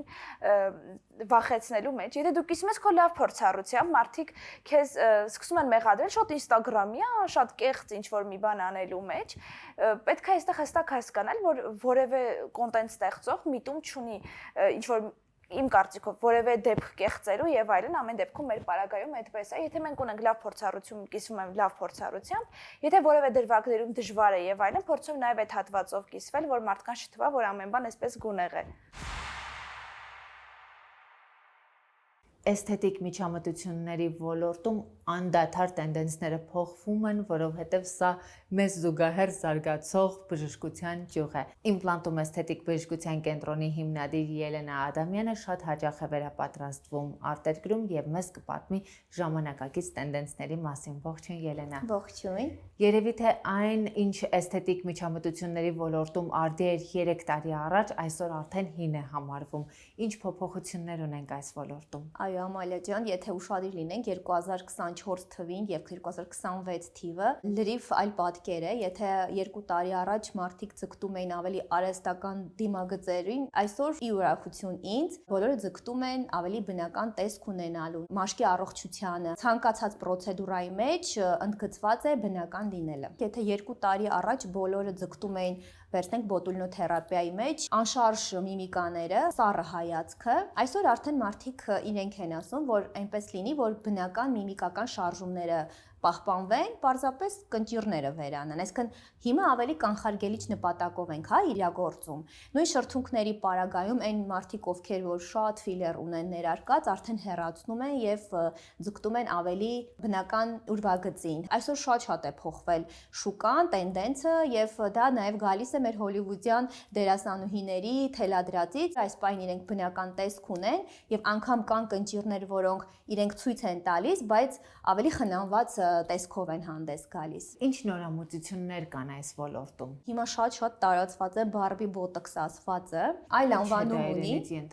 Բժշկական անվանումը դա տրապտոքս ասված է, այսինքն տրապեցիուս մկանների հատվածում բոտուլինոտոքսինի միջոցով ներարկում է կատարվում։ Ուսային հատվածի մկանները, որտեղ շատ գերլարված են լինում եւ բերում են ողնաշարային դիրքի որոշակի կծկված լինելուն, այդ ժողովրդի լեզվով ասված կուզ ասվածը։ Տվյալ հատվածում մկանները մի փոքր թուլացում դարձնում ենք, դա իհարկե բերում է կոմֆորտ զգացողության, այնուհետև պրոցեդուրան կատարելիս հասկացել են, որ դա նաև ուղղում է ողնաշարը եւ ավելի գեղեցիկ է դարձնում եւ ավելի նմանեցրել են բարբի այդ լանջաբացվածքին եւ ուսային հատվածին, դրա համար գալիս է անունը այդտեղից, հա, բարբի բոտոքս։ Մի կարևոր հստակեցում ողնաշարից որևէ ներարկում չի արվում, չէ՞, պարզապես արդյունքը ողնաշարի ուղղվածությունն է լինում։ Միանշանակ այո, կատարվում է միայն մկաններում եւ ուզում եմ այստեղ հավելել, որ շատերը ռիսկային վերցնում են կետերը եւ ներարկում են, չլինելով, հա, տվյալ մասնագետը, բայց ինչպես գիտեք, մենք հավատարիմ ենք մեր սկզբունքին եւ մեզ համար շատ կարեւոր է նաեւ բուժառուի առողջությունը։ Նման պրոցեդուրաները մեր կլինիկայում կատարում է մեր նյարդաբանը։ Մենք շատ կարեւորում ենք, որ ամեն պրոցեդուրան պետք է կատարի իր մասնագետը եւ ես լինելով հիմնադիր տնօրենը, ունենալով 2 բարձրագույն կրթություն, ինքս ինձ թույլ չեմ տալիս մտնել այնպիսի մասնագիտական դաշտ, որը իմը չէ։ Ես հարգում եմ իմ գոլեգային եւ թույլ եմ տալիս, որպեսզի ինքը աշխատի տվյալ ոլորտում։ Եվ քանի որ ավելի տարածված է, որ էսթետիկ բժշկական կենտրոնները միայն զբաղվում են գեղեցկությամբ եւ երիտասարդությամբ, ես ուզում եմ հավելել, որ մեզ համար հատկապես շատ կարեւոր է առողջ լինելը, քանի որ էսթետիկ գեղեցկությունը առաջին հերթին սկսվում է առողջ օրգանիզմից։ Հետևաբար մենք ներառել ենք այնպիսի մասնագետների, ովքեր հենց զբաղվում են ներսի առողջությամբ, որն էլ արտացոլվում է իհարկե արտաքինով։ Ելենա, ստացվում է, որ մենք մի ամբողջ մանկություն անցանք մեջքդ ուղիղ արտահայտությամբ եւ հիմա դա կարելի է շտկել ուղակի մի փոքր ներարկմամբ։ Այո, կարելի է։ Սա հիմնականում այնպիսի խնդիր է, որը մասնագիտությունից ելնելով կարելի է, հա, ձեռք բերել։ Այն մասնագետները, ովքեր ունեն հարկադրական դիրք, IT ոլորտի մասնագետները, ովքեր անընդհատ նույն դիրքով նստած գլուխը կախ աշխատանք են իրականացնում։ Ինչու՞ չէ նաև մենք, ատամնաբուժերը, կան մասնագետներ, ովքեր չեն կարողանում գնալ երկարատև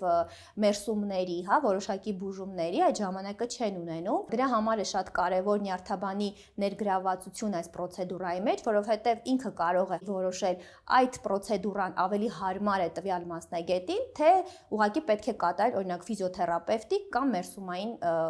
լուծումներ։ Պրոցեդուրայի բուժառուները տարիքային սահմանափակում ունեն։ Տարիքային սահմանափակում չկա, գիտեք, քանի որ մեր օրենսդրությամբ 18 տարեկանից սկսած անձիկ կարող են դիմել տվյալ պրոցեդուրան կատարելուն, ապա եթե կա խնդիրը, կարող են ինչու հանգիստ դիմել, որովհետև այս խնդրով զբաղվում է բժիշկը։ Ուսագոտիների այս պրոցեդուրայի թիրախում միայն կանայք են, թե տղամարդիկ էլ կարող են իրականացնել բարբի բոտոքս կոչվածը։ Իհարկե կարող են դիմել նաև տղամարդիկ եւ այս պարագայում Բայց անունը կմոռանաք։ Այո, մենք կարող ենք ասել տրապտոքս։ Ելենայի ինստագրամյան էջն ու իմպլանտումի տվյալները կթողնեմ հաղորդման նկարագրության բաժնում։ Մեր ծնողների սերնդի համար մի քիչ անհասկանալի էր ամուսնու ներկայությունը ծննդաբերությանը, բայց հիմա դա շատ ընդունելի եւ տարածված երևույթ է։ Այս հարցում օրինակ որոշում ունեք կամ քեզ համար կարևոր է, որ այդ պահին Անդրանիկը քո կողքին լինի։ Ես մեկ-մեկ կատակով կամ կես կատակ, կես լուրջ ասում, եթե Անդրանիկը չգա, ես չեմ գնալու ծննդաբերելու։ Չեմ պատկերացնում, Անդրանիկը իմ համար շատ մեծ աջակցություն է, հոգեբանական եւ այլն, ու ես ինձ որ պատկերացնում Անդոն այնտեղ միտեղ լինելու է, ես ինձ հանգիստ եմ պատկերացնում, եթե պատկերացնում եմ Անդոն չկա այնտեղ, ես արդեն իսկ հիմա լարվում եմ։ Օրինակ այսօր էլ, երբ որ դու մեզ երկուսիս էիր հրավիրել, ես շատ հանգիստ եմ եկել հարցազրույցի։ Իսկ եթե մենակ ինձ հրավիրեի, ես հաստատ մի փոքր ավելի լարված էի գալու, ինչ եմ խոսալու, ոնց է անցնելու։ Մի տեսակ Անդրանիկը հենարան է, որ այսպես թե ինքը կանի, ինքը կխոսա։ Թվում է թե ինքը կծննդաբերի փոխարեն։ Իմ դեպքում, երբ որ ես գիտեմ իմ ներկայությունը իրան աջակցում է, միշտ պատրաստ եմ։ Ես իրան չեմ ճնշել հոգեբանորեն, չեմ ստիպել, բայց իհարկե ինքը Բայց ասում ինքը իմացել է, որ ինձ համար կարևոր է։ Այո, իմացել է։ Այն անգամ ասեց, որ այ եթե քո համար պարտադիր չլիներ, ես չէի գա, ես շատ նեղվեցի, որովհետև ես ի սկզբանե մտածել էի, որ ինքն էլ է շատ ուզում գա, հետո հասկացա, որ իմ համար է գալիս։ Ուղղակի իմ կողքին լինելու, ոչ թե օրինակ իրան ընդհանուր հետաքրքիր է ներկա լինել եւ այլն ինքը շատ է ուզում, այլ ուղղակի իմ կողքին լինելու, ինձ աջակցություն տրամադրելու համար է ուզում գա, չգիտեմ, նեղվել էի, բայց մեկը հետ չեմ կանգնել։ Չեմ պատկերացնում, երբ որ դու անծանոթ միջավայրում, այս անծանոթ բժիշկները քեզ համար անծանոթ իրավիճակ եւ դու բոլորովին մենակ ես։ Գոնե աջակից որևէ մեկը, իհարկե Անդրանիկի փոխարեն կարող է լինել օրին ենթադրենք քույրիկս կամ մայրիկս, բայց ասում են մայրիկին չի կարելի ներգրավել նման process-ներում, քույրիկս վախկոտ է, հաստատ չի գա, ավելի լավ է ոչ մեկ չգա, քան քույրիկս գա, որովհետեւ ինքը հաստատ ավելի պանիկայի մեջ կընկնի, քան ես։ Դրա համար Եվ ի վերջո դու ուզում ես նաև ամուսնուդ ներկայությունը։ Այո։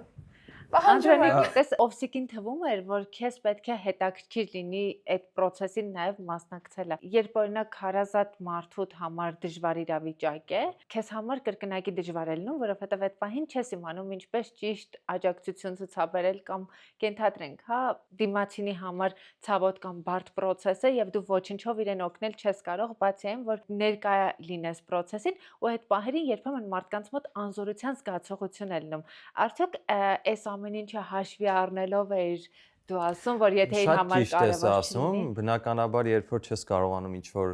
բանով աջակցես, հա այդ պահին շատ բարդ իրավիճակ է ստեղծվում, բայց այստեղ գիտեմ, որ հստակ աջակցելու եմ։ Եթե իմ ներկայությունը իրան որպես այդպեսին չէր աջակցելու, հա, չէր վախենա ինքը օրինակի համար այդ process-ից, կարա ներկա չգտնվեի, որտեվ հիմնականում շատ դեպքերում, հա, գիտենք, որ օրինակ տղաները ներկա չեն լինում։ Այս դեպքում հա միգուցե ժամանակի ընթացքում փոփոխություններ ա լինում իհարկե նաև բժշկական հաստատություններում որոշ տեղեր միգուցե չեն թողում միգուցե թողում են բայց այս դեպքում ներկա չէի գտնվի որտեղ կմտածեի իմ ներկա գտնվելը ավելորդ է այդտեղ բայց այս դեպքում հասկանում եմ որ չէ հենց իմ ներկա գտնվելը շատ մեծ աջակցություն է դրա համար ոնց որ ես միշտ պատրաստ եմ էլի ամեն հարցով աջակցելուն ներկա լինելը արդեն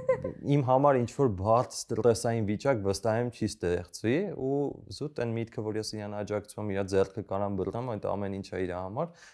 պատրաստ եմ ներկա գտնալ Բալիկի սպասելու լուրը ձեզ համար էմոցիոնալ ընկալում էր, թե որ գիտակցված էր եւ պլանավորված էր մի փոքր այլ էր։ Անդրանիկի համար իսկա շատ էմոցիոնալ էր, հա, ես բնականաբար դե գիտակցում ես, հա, օրինակ պլանավորվում է հղիությունը, բայց դու չես իմանա, որ պահին ես այդ լուրը ստանալու, որ օրինակի համար մենք երեխայի ենք սպասում, իմ մոտ այն աստիճան էմոցիոնալ ընկալում էր, որ լուրը հայտնելուց հետո չէի կարողանում ուղղակի խոսալ, ամբողջովին կարմրել էի ու այդ ինֆորմացիան ուզում էի մարզել, իդեպ մենք դրանից հետո գնալու էինք ոնց որ օֆսը լուրը հայտնեց ու գնում էինք հարսանիք Ես պրոստը մի կես ժամ ուզեցել եմ ուղակի մնամ, առանց ինչ-որ այլ մտքերի հասկանամ այդ ինֆորմացիան մարզեմ, որտեվ ասենց ջանովը դող է անցնում, էլի, հասկանում ես։ Ում կոչացանք հարսանիքից մեկ ու կես ժամ։ Ու արժեր։ Ես ուղղակի ես 2 օր դիմացա, ամսի 23-ին ես իմացա այդ մասին, 25-ին հարսանիքներ, 26-ին պետքա գնայի բժշկի։ Իրականում ինչի եմ ասել Անդրանիկին այդ լուրը, մտածում էի գնամ բժիշկ ասի ամեն բան նորմալ է եւ այլն նոր հայտնեմ, բայց քանի որ ամսի 26-ին ժամը 9-ին ես պետքա լինեի բժշկի մոտ։ Իսկ ինձ համար առավոտյան շուտ արթնանալ է, էնել գնալ բժշկական հաստատություն, ինչ որ նոր բան պետքա իմանաս եւ այլն։ Շատ ստրեսային էր, ես որոշեցի նախորդ օրը Անդրանիկին ասեմ, որ մենակ չգնամ բժշկի։ Քեզ համար ինչպիսին էր այդ էմոցիոնալ ընկալումը առաջին ու հետո արդեն ինչպես հայտնեցիր Անդրանիկին։ Նախ ես զգում էի, կարծում եմ, այդ դեռ որ չգիտեի,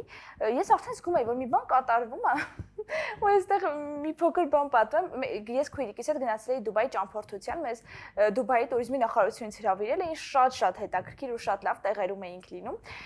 Ես մի տեսակ զգում էի, որ ես կարող եմ հղի լինեմ, բայց դա ոչ մի նշան եւ այլն չկար, ու ասացի ամեն դեպքում ես ոչ մի ալկոհոլ չեմ օգտագործի, այնտեղ սիրուն կոկտեյլներ կային, ես ուղղակի անցա իրենց կողքով, բայց այդ ընթացքում կերել եմ հում ձկան հետ կապված ամեն ինչ, ռոլեր եւ այլն, որովհետեւ ասի դե լավ, բավոր հղի չլինի։ Բաբս։ Հետո Դուբայից վերադարձանք մի քանի օր հետո, պարզվեց, որ հղի եմ։ Ես մի տեսակ զգում էի, բայց իմ համար միևնույն է շոկային էր լուրը հաստատելը, որովհետև դե քանի որ գիտես արդեն պլանավորում եք եւ այլն ցանկացած պահի կարող է լինել, հետեւաբար դու գուցե այդ մտածմունքները անդադ ունենաս, վայ հեսա։ Դե համար շատ չէի ֆիքսվում այդ մտածմունքները։ Բայց էմոցիոնալ ընկալումդ ինչպիսին էր։ Շոկ։ Ինչա կատարվում, ինչա հիմա լինելու։ Հետո ինչպես հայտնեցիր այդ մասին Անդրանիկին։ Ինչ-որ սիրուն բան մտածեցիր, թե արագ ասացի։ Չէ, ոչ մի բան։ Քանի որ մյուս օրը 9-ին պետք է գնալ բժշկի, ոչ մի բան։ Իրականում ես մտածում էի հարազատներին հայտնելու Անդրանիկին հայտնելու ինչ-որ սիրուն եղանակներ, հետո հասկացա, առհասարակ իմ կյանքում միշտ ընտրում եմ ամենահասարակ, ամենապարզ եղանակը յուրաքանչյուր իրավիճակում, դա կլինի հագուստի հետ կապված կամ թեկուզ այս իրավիճակի հետ կապված։ Ես ուղղակի Անդրանիկին ասացի, որ նկարում ենք trend, դու կրկնիր իմ ինչը քեզ ասում եմ, Անդոնը խելոք կրկնում էր։ Ասաց, որ ես Անդրանիկ Հարությունյանն եմ եւ ես շուտով դառնալու եմ պապա։ Այդ տեսանյութը կա Instagram-ում եւ ինքը այսպես միանգամից կարմրեց, մի 5 վայրկյանի ընթացքում սպիտակ դեմքը Անդրանիկի ամբողջությամբ դարձավ կարմիր, այսպես դողում էր, չէր հասկանում ինչա կատարվում։ Այդպես իմացավ, կարծում եմ դա ավելի լավ էր, քան օրինակ ծծակ դուրս հանելը տուփի մեջից։ Ես քանի որ այտենց մինիմալիստական բաների կողմնակիցն եմ, իսկ թվում ամենալավ տարբերակները։ Ու նույնը մեր ընկերներին, հարազատներին եւ այլն, բոլորին այդ նույն ձևով ուղակի ուղիղ ասել եմ, ու հետո որ նայում էի արձագանքները, շատ անսպասելի էր բոլորի համար, շատ էմոցիոնալ էր, ու հասկացա, որ լավ էլ արել եմ երկար բարակ չեմ մտածել։ Կենսակերպը բլոգերի եւ իր դրական եւ բացասական կողմն ունի։ Մի կողմից կան պահեր, երբ դու ուզում ես միայն դուք ապրեք այդ էմոցիաները, դա լինի միայն ձերը։ Մյուս կողմից մեխանիկորեն, հա, եթե դու բլոգ ես վարում, դու չես կարող 9 ամիս անհետանալ մարդկանց տեսադաշտից։ Ու ինչ որ պահից քո կյանքի մի մասը դառնում են նաև քո լսարանի մարդիկ։ Սրանում եւ շատ ջերմ բան կա, որովհետեւ իսկապես երբեմն անծանոթ մարդիկ կարող են այնպիսի ջերմություն տալ, որ քո կողքի ընկերը քեզ այդպիսի ջերմություն գուցե չգտնի բանալին քեզ այդպիսի ջերմություն տալու, ինչպիսին կարող է տալ անծանոթ մարդը։ Բայց մյուս կողմից էլ ինչ որ էմոցիաներ չեն մնում միայն քեզ։ Դուք այդ փուլում հաշտեիք այդ ինֆորմացիան մարդկանց հետ կիսելու հետ, թե ամեն դեպքում կար շրջան, երբ ուզում եք դա միայն ձեր երկուսինը լինի։ Մինչև 3-րդ ամիսը ներառյալ դա եղել է միայն մեր երկուսինը։ 3-րդ ամսից սկսած իմացել են շատ մտերիմ մարդիկ, մայրիկները առաջին հերթին, հետո քույրիկս, մի քանի մտերիմ ընկերներ, եւ մինչև 5-րդ ամիս շարունակ այդպես պարբերաբար ընկերներին հանդիպելիս ասում էինք, եւ միայն 5-րդ ամսում մենք նաեւ ասացինք մեր հետևորդներին, շատ սպասված էր իրանց համար, արձագանքը շատ մեծ էր, շատ էմոցիոնալ էր, մինչև հիմա ամեն օր շատ սիրուն նամակներ եմ ստանում։ Իրոք այսպես հուզվում ես, նայում ես անծանոթ ինչ-որ մարդ, այսքան քեզ նամակ ա գրել, ինչ-որ դրական մաղթանքներով շատ հաճելի է։ Նկատի ունեմ, որ պարտադրանք հատուկ չկա, որ այ եթե բլոգեր ես ամենասկզբից պետք է ասել եւ այլն։ Մենք ասել ենք այն ժամանակ, երբ որ պատրաստ ենք եղել, երբ որ մտածել ենք, որ արդեն պետք է, արդեն թաքցնելու բան չկա։ Ես մի քիչ ծափում էի հարազատներին լուրը հայտնելու հարցում, բայց հասկացանք, որ ամենաճիշտ որոշումը նա է, որ բոլոր հետազոտությունները անցնենք, հասկանանք ամեն ինչ նորմալ է, նոր ոնց որ լուրը հայտնենք։ Դա 3-րդ ամսում է կատարվում այդ առաջին բոլոր համալիր հետազոտությունները։ Դրանից հետո արդեն հարազատները իմացան։ Իդեպ մինչև 6-րդ ամիսը, եթե ես չասեի ոչ ոքի, ոչ մեկ չէր իմանա, որ ես հղի եմ։ Հետո դարձավ ակներև։ Հետո +10 կիլոգրամ։ Անդո իսկ օֆսիկի կամակորությունները այս շրջանում շատ են, ասած որ այ լինում են դեպքեր, երբ ես էլ մեղավոր լինեմ, միևնույն է Անդոն ասում է ես եմ մեղավոր։ Եթե անկեղծ ես մտածում էի օֆսիկը այս գեղեցիկ շրջանը շատ դժվար կտանի, հա, բայց այս 8 ամիսները մեր մոտ նենց հեշտ է անցել, որ այդ կամակորությունները ասվածը, որը կարա իր մոտ կամակորություն նայվի, իմ կողմից տենց չէ որևէ կամակորություն չի։ Ուղղակի նորմալ process է, երբ որ մարդու կյանքում ինչ-որ բան բարդանում է, շատ հասկանալի պատճառով, ու դու պետքա փորձես ուղղակի աջակից լինես։ Անկամ եթե, չգիտեմ, ինչ-որ մի հատ բան կուզի օֆսը, որը դժվար է գտնել բան, ես միշտ պատրաստ եմ, որտեղ այս process-ի մեջ չի եղել, գոնե մի անգամ չլինի, որ տենանք այդ ինչա։ Կարող ես կազմակերպել։ Հատուկ ցանկություններ իսկապես չկա, ապրում եմ այնպես, ինչպես ապրում էի նախկինում, հիմա մի փոքր մեջքի ցավը հոգնածություն ավելացել առօրյայում, բայց աշխատանքային process-ներում եւ այլն ոչ մի բան չի փոխվել։ Մինչեւ 7-րդ ամիսը ներառյալ որոշ իրավիճակներում ես նույնիսկ մոռանում էի, որ հղի եմ, բայց հիմա արդեն այդ մեջքի ցավը, հոգնածությունը եւ այլն հիշեցնում են անընդհատ, որ դու մենակ չես։ Երեխայի հետ հաճախ եք խոսում։ Այո, ամբողջ օրը։ Նախ ես երազ էի տեսել, շատ մարդիկ երազները լեգենդների հետ են ասոցացնում եւ Instagram-ում էլ հրապարակում էի արել երազից հետ կապված մի երկու հոգի, դե շատ մարդկանց մեջ երկու հոգին իհարկե քիչ է, բայց ամեն դեպքում երկու հոգի թերահավատորեն էր մոտեցել, որ ես երազ եմ տեսել, երազում տեսել եմ, որ տղա է, անունն եմ նույնիսկ տեսել, բայց ես քանի որ երազում ի սկզբանե տեսել էի, որ ինքը տղա է եւ անունը Արեն է։ Մենք երկրորդ ամսից սկսած իր հետ Արենով ենք խոսում, չնայած իմացել ենք, որ տղա է 5.5 ամսվա ընթացքում, այդպես։ Միշտ ասում եմ, հələ մի ասա, կարող է աղջիկը, ասում եմ, չէ, զգում եմ, ինչ որ։ Հա, ես առաջին օրից ասեմ Արեն ջան, խելոք բալիկ ես լինելու, որ լավ տեղեր գաս եւ այլն, ու խելոքը դեռ Սերի հետ կապված նախընտրություն ունեիք։ շատ էինք ուզում, որ աղջիկ։ Հա, մենք ոնց որ զգում էինք, որ տղա է, քանի որ հենց արդեն Արենով էինք խոսում, ինչ որ զգում էինք, որ տղա է լինելու, բայց մի փոքրիկ սենց ավելի ուզում էինք աղջիկ լինի, որտեվ կարծում եմ պապաների համար աղջիկ ունենալը այդ մի հատ ուրիշ աշխարհ է, էլի, բնականաբար տղան է չի զիջում որևէ բանով, բայց այդ սերը, այդ ջերմությունը մի փոքր ուրիշ ձև է արտահայտվում, էլի։ Դե նայած հայրիկի։ Մեզ մոտ ինձ թվում է աշխարհը մի ծայրահեղությունից մյուսին է գնում։ Այնքան խոսեցին սեռով պայմանավորված հղիության ընդհատումների մասին, որ բոլորը ուզում են տղա ունենալ, հիմա ում հետ խոսում ես, հակառակը մեծ մասը ուզում են աղջիկ ունենալ, ու միևնույն է, հա, մենք մի սերից անցում կատարեցինք մյուս սերին, կարծես ծայրահեղություններից ծայրահեղության աշխարհում ապրենք, բայց հետաքրքիր է, երբ արդեն իմանում ես երեխայից սեռը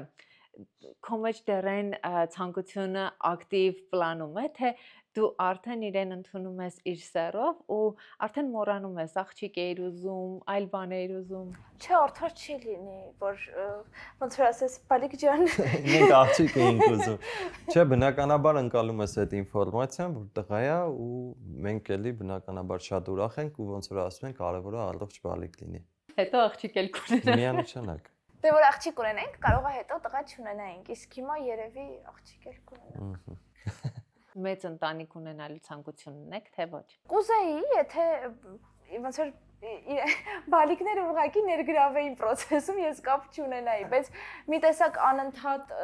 այս ամբողջ մեծ աշխատանքը կատարել այս process-ը անցնելը դեռ չեմ պատկերացնում։ Օրինակ 4 երեխա ունենալու դեպքում 3-4-ի մասին դեռ ես չեմ մտածել, բայց երկրորդը կարծում եմ մենք պետք է ունենանք, որովհետև են որ ասում են մի երեխուն մենակ չթողենք, հիմա դա է, էլի։ Ես մտածում եմ որ կարա մենակ մնա, բայց Անդոն ասում է չարժի որ այս կյանքում ինքը մենակ մնա։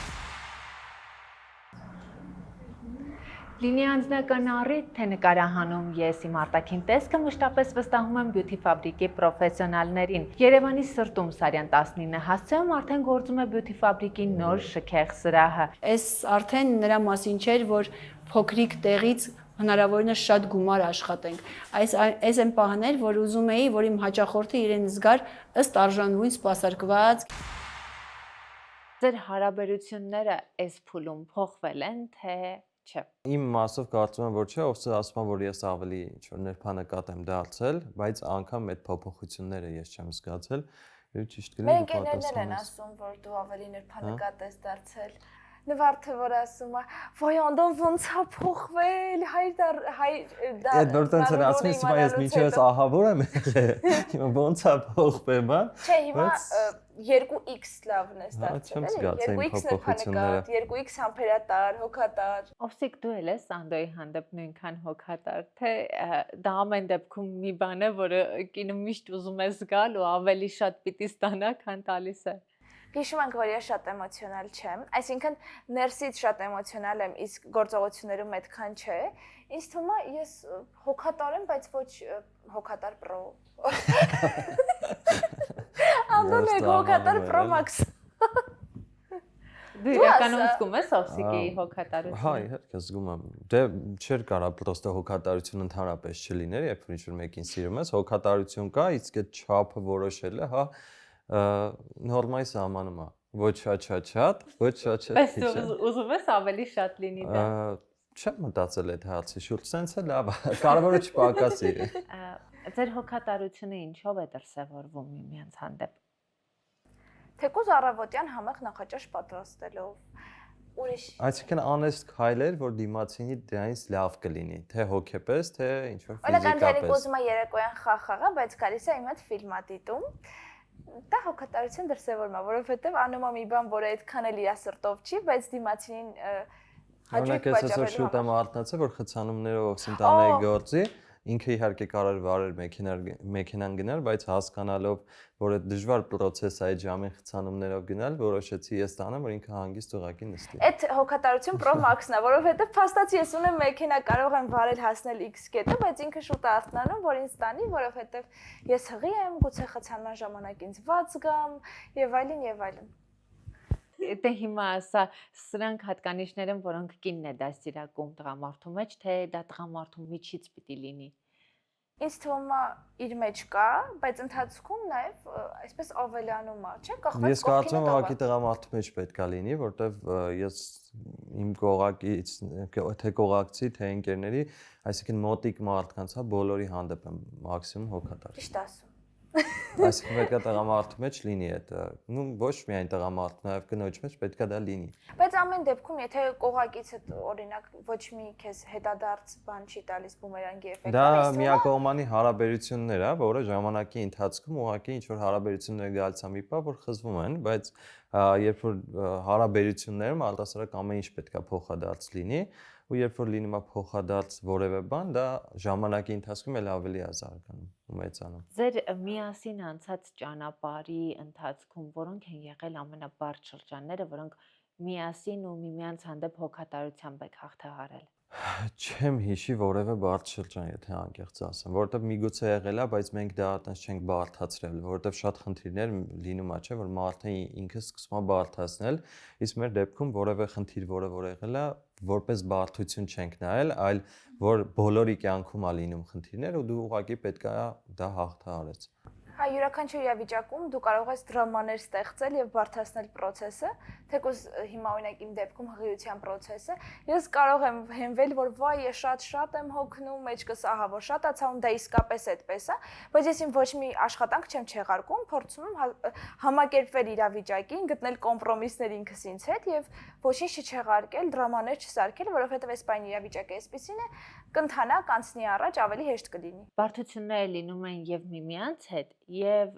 երկուսով արտաքին աշխարհի հետ։ Ձեր բարդությունները ավելի շատ արտաքին աշխարհի հետ երկուսով են, թե եղել են նաեւ շրջաններ, երբ երկուսով իրար դեմ եք եղել։ Իրար հետ բարդություններ չենք ունեցել, երևի արտաքին աշխարհի, եթե եղել են բարդություններ։ Երբ օրինակ կյանքում այնպիսի շրջան է, երբ օրինակ, չգիտեմ, ընկերներ եք կորցնում կամ մտերիմ մարդիկ են կյանքից գնում, պակասում, նման շրջանները ինչպես եք հաղթահարում ու դա ձեզ բարդ է տրվում, թե շատ հանգիստ ասում եք, օքեյ, դրամա չենք սարքում, այսպեսին է կյանքը, այս մարդը կար, հիմա չկա։ Ես իմ օրինակով կարող ասեմ ժամանակին շատ ծանր էի տանում այդ ամեն ինչը, օրինակ ընկերոջ գնալը, հա, այսպես ասենք, բայց ժամանակի ընթացքում հասկացա, երբ որ հարաբերությունների խզում է լինում, նախ պետք է առաջի հարցը, որ դու տաս արդյոք եղել է իմ մեղավորությունը, թե չէ։ Եթե որևէ հարցում կա իմ մեղավորությունը, ես ոնց որ միշտ պատրաստ եմ ասել ընկերոջս օրինակ կներես, հասկանալ իմ սխալը, ընդունել։ Բայց երբ որ հասկանում եմ օրինակի համար չկա որևէ սխալ իմ կողմից թողնված ու ժամանակի ընթացքում ոնց որ հարաբերությունները խզվում են, շատ թեթև եմ նայում, ով սա հակառակն է ամբողջովին։ Ես ավելի ծանր եմ տանում։ Դրա համար հիմա իմ շրջապատում մտերի մարդիկ շատ քիչ են, չգիտեմ, մատերս նույնիսկ շատ են հաշվելու համար ու կարծում եմ ինչքան քիչ լինեն, այդքան ավելի կկարողանաս հասկանալ որքանով եք իրար հետ հաշտ, ինչ հարաբերություններ ունեք, բոլորին կկարողանաս էմոցիոնալ ժամանակ տրամադրել։ Ու եթե ինչ-որ մեկը գնում է, դա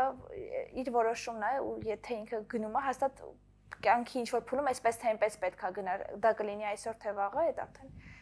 էական չէ։ Դու ժամանակ առ ժամանակ ընկերության մասին շատ էմոցիոնալ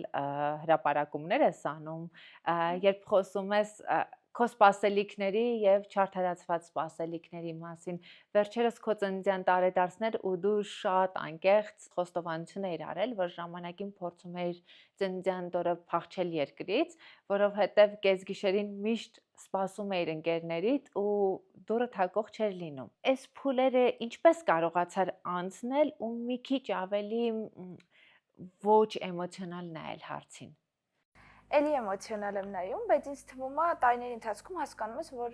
որևէ մեկից որևէ սպասելիք պետք չէ ունենալ։ Ես ամեն տարի գնում էի իմ որոշ ընկերների ծնունդներ շնորհավորելու կեսգիշերին, դե դա որևէ պարտավորություն չի, չենք պայմանավորում, ես քոնին եմ գալիս, դու իմին եւ այլն, եւ իմ ծննդյան գիշերը երբևէ չէին գալիս, հետո հաջորդ օրը ինչ-որ մի բան ասում էին, դե գիտես չստացվեց կամ մի բան, ես չէի հարցնում ինչի չեք գալիս, իրանք ասում էին, այ գիտես ուզում էինք գայի, բայց չստացվեց, ու այդպես տարիներ շարունակ։ Այն ժամանակ էլ ավելի տարիքով փոքր էի, շատ նեղսրտում էի, դե հետո երբ որ սկսեցինք Անդրանիկի հետ ընկերություն անել եւ այլն, Անդրանիկը միշտ գալիս էր շնորհավորում էր, դա հաշվի չենք առնում։ Հետո ինքը արդեն ընկեր չէր։ Որտեղ ինքը արդեն ընկեր չէր եւ երբ ունեցանք այդ հնարավորություն եւ կարողացանք նախաձեռնել, տարիներ շարունակ ես ու Անդրանիկը ուղղակի գնում էինք երկրից դուրս։ Նախորդ տարի այնպես ստացվեց, որ մեր վիզայի օրը ուղղակի ուշ ստացվեց եւ մեր վիզան իմ ծնունդից մի քանի օր հետո տվեցին եւ ես ստիպված արեցի ծնունդ առաջին անգամ 18 տարեկանից հետո առաջին անգամ այսպես փոքրիկ խնջույք կազմակերպեցի աղջիկներով հավաքույթ, առավոտյան հավաքույթ ու այդ գիշերը արագ սքուրիկս, մամաս եւ այլն եկան ինձ շնորհավորեցին, ես զարմացա, շատ ուրախացա ու այս տարի էլ այնպես ստացվեց, որ քանի որ արդեն հղիության շաբաթը մեծ էր եւ էլի չէինք կարող երկրից բացակայել, ես էլի նույն ֆորմատով ծնունդ արեցի եւ էլի նույն մարդիկ եկան ինձ շնորհավորելու ու կարծում եմ, որ շատ հաճելի է, երբ 2 տարի շարունակ նույն մարդիկ գալիս են, քեզ շնորհավորում են, ուրեմն այդտեղ որևէ նախախնամություն կա։ Լիլիթ Բասյանի հետ հարյուրավոր մարդիկ նիհարել են, նիհարում են եւ հասնում են իրենց երազանքների կազմվածքին, սակայն առողջ սննդակարգի անցնելու process-ը ոչ մեկ ամսվա, ոչ էլ մեկ տարվա գործ է։ Դա կենսակերպ է։ Ողջույն Լիլիթ։ Ողջույն Ամալիա ջան։ Լիլիթ, իհարկե 100%-ով ասել հնարավոր չի, բայց ամեն դեպքում, հա, մեծ մասամբ ավելորդ քաշի խնդիրը ավելի շատ հոգեբանական, թե ֆիզիկական հարց է։ Միանշանակ հոգեբանական։ Ամեն ինչ սկսում է ներսից եւ այդքան կարա խորը լինի, որ մարդը միջև այդ փնտրի այդ պատճառը որտեղից է սկսել այդ ամեն ինչը, շատ երկար ժամանակ անցնի։ Այդ հիմնականում լինում է, երբ որ մարդը չի ընդունում ինքը իրան։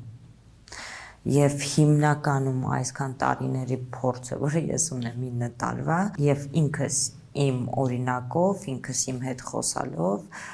պատճառը միանշանակ գալիս է մանկությունից։ Իմ հաճախորդների հետ երբ որ ես կոնսուլտացիա եմ անում, մենք փորձում ենք գտնենք այդ պատճառը, բայց մարդ կա, որ անգամ երբ որ պատճառը գտնում է, երկրորդ էտապն է սկսում, որ ընդունես այդ պատճառը։ Այսինքն ինքնախաբեությունով չզբաղվել։ Թվում է, որ եթե կա կոմպլեքսը, դա պետք է առաջ մղի դրա դեմ պայքարելու, մինչդեռ լինում է հակառակ process-ը։ Ավելորդ քաշը ավելի ու ավելի է շատանում։ Ինչն է խնդիրը, հա, որ կոմպլեքսը կա, մարդը դիտարկում է խնդիրը, բայց չի լուծում դա։ Կոմպլեքսը կարա լինի, բայց որ այդ կոմպլեքսից դու ազատվես, դու պետք է գտնես պատճառը, որտեղից է այդ կոմպլեքսը ձևավորվել։ Այսինքն յուրաքանչյուր մարդ ինչ որ մի բան իր վրա գտնում է, որը իրան չի դուր գալիս։ Շատ հազվադեպ մարդիկ կան, որ լրիվ իրանց ընդունում են նենց, ոնց իրանք կան եւ սիրում են իրանց, ոչ թե ձևական sense ասեմ, ասում են ես ինձ սիրում եմ, այ իրոք ներսից իրանք ընդունում են եւ սեր են տալիս։ Դու նաեւ անհատական կապ ես պահում բոլոր նրանց հետ, ովքեր քեզ մոտ նիհարում են, ու շատերի մոտ հարց է առաջանում, դա դու ես անում, թե քո փոխարեն ուրիշն է անում։ Վայ Ամալիա ջան, միշտ իմ ցավոտ թեման է, երբ որ հաճախորդներս մեկ-մեկ ասում են մենք գիտենք բոտ է ինչ որ ուղարկում կամ ծրագիր է մշակված, որ սենց ուղարկվում է, ասում եմ ոչ ծրագիրը չի, ամեն մարդու հետ ես եմ կապ պահում, ես չեմ կարող ասեմ օրվա մեջ քանի հատ նամակ է լինում, այդ իմ մեթոդիկայի առաջի քայլն է, որ յուրաքանչյուր հաճախորդ իմ հետ կապի լինի, ոչ թե իմ աշխատողի հետ կապի լինի, այդ հաճախորդը եկել է իմ մոտ, ընտրել է ինձ, ուզում է Լիլիթի մոտ նիարի, ուրեմն Լիլիթը պետք է իրան պատասխանի, ուրեմն Լիլիթը իր հետ պետք է կապ պահի, որ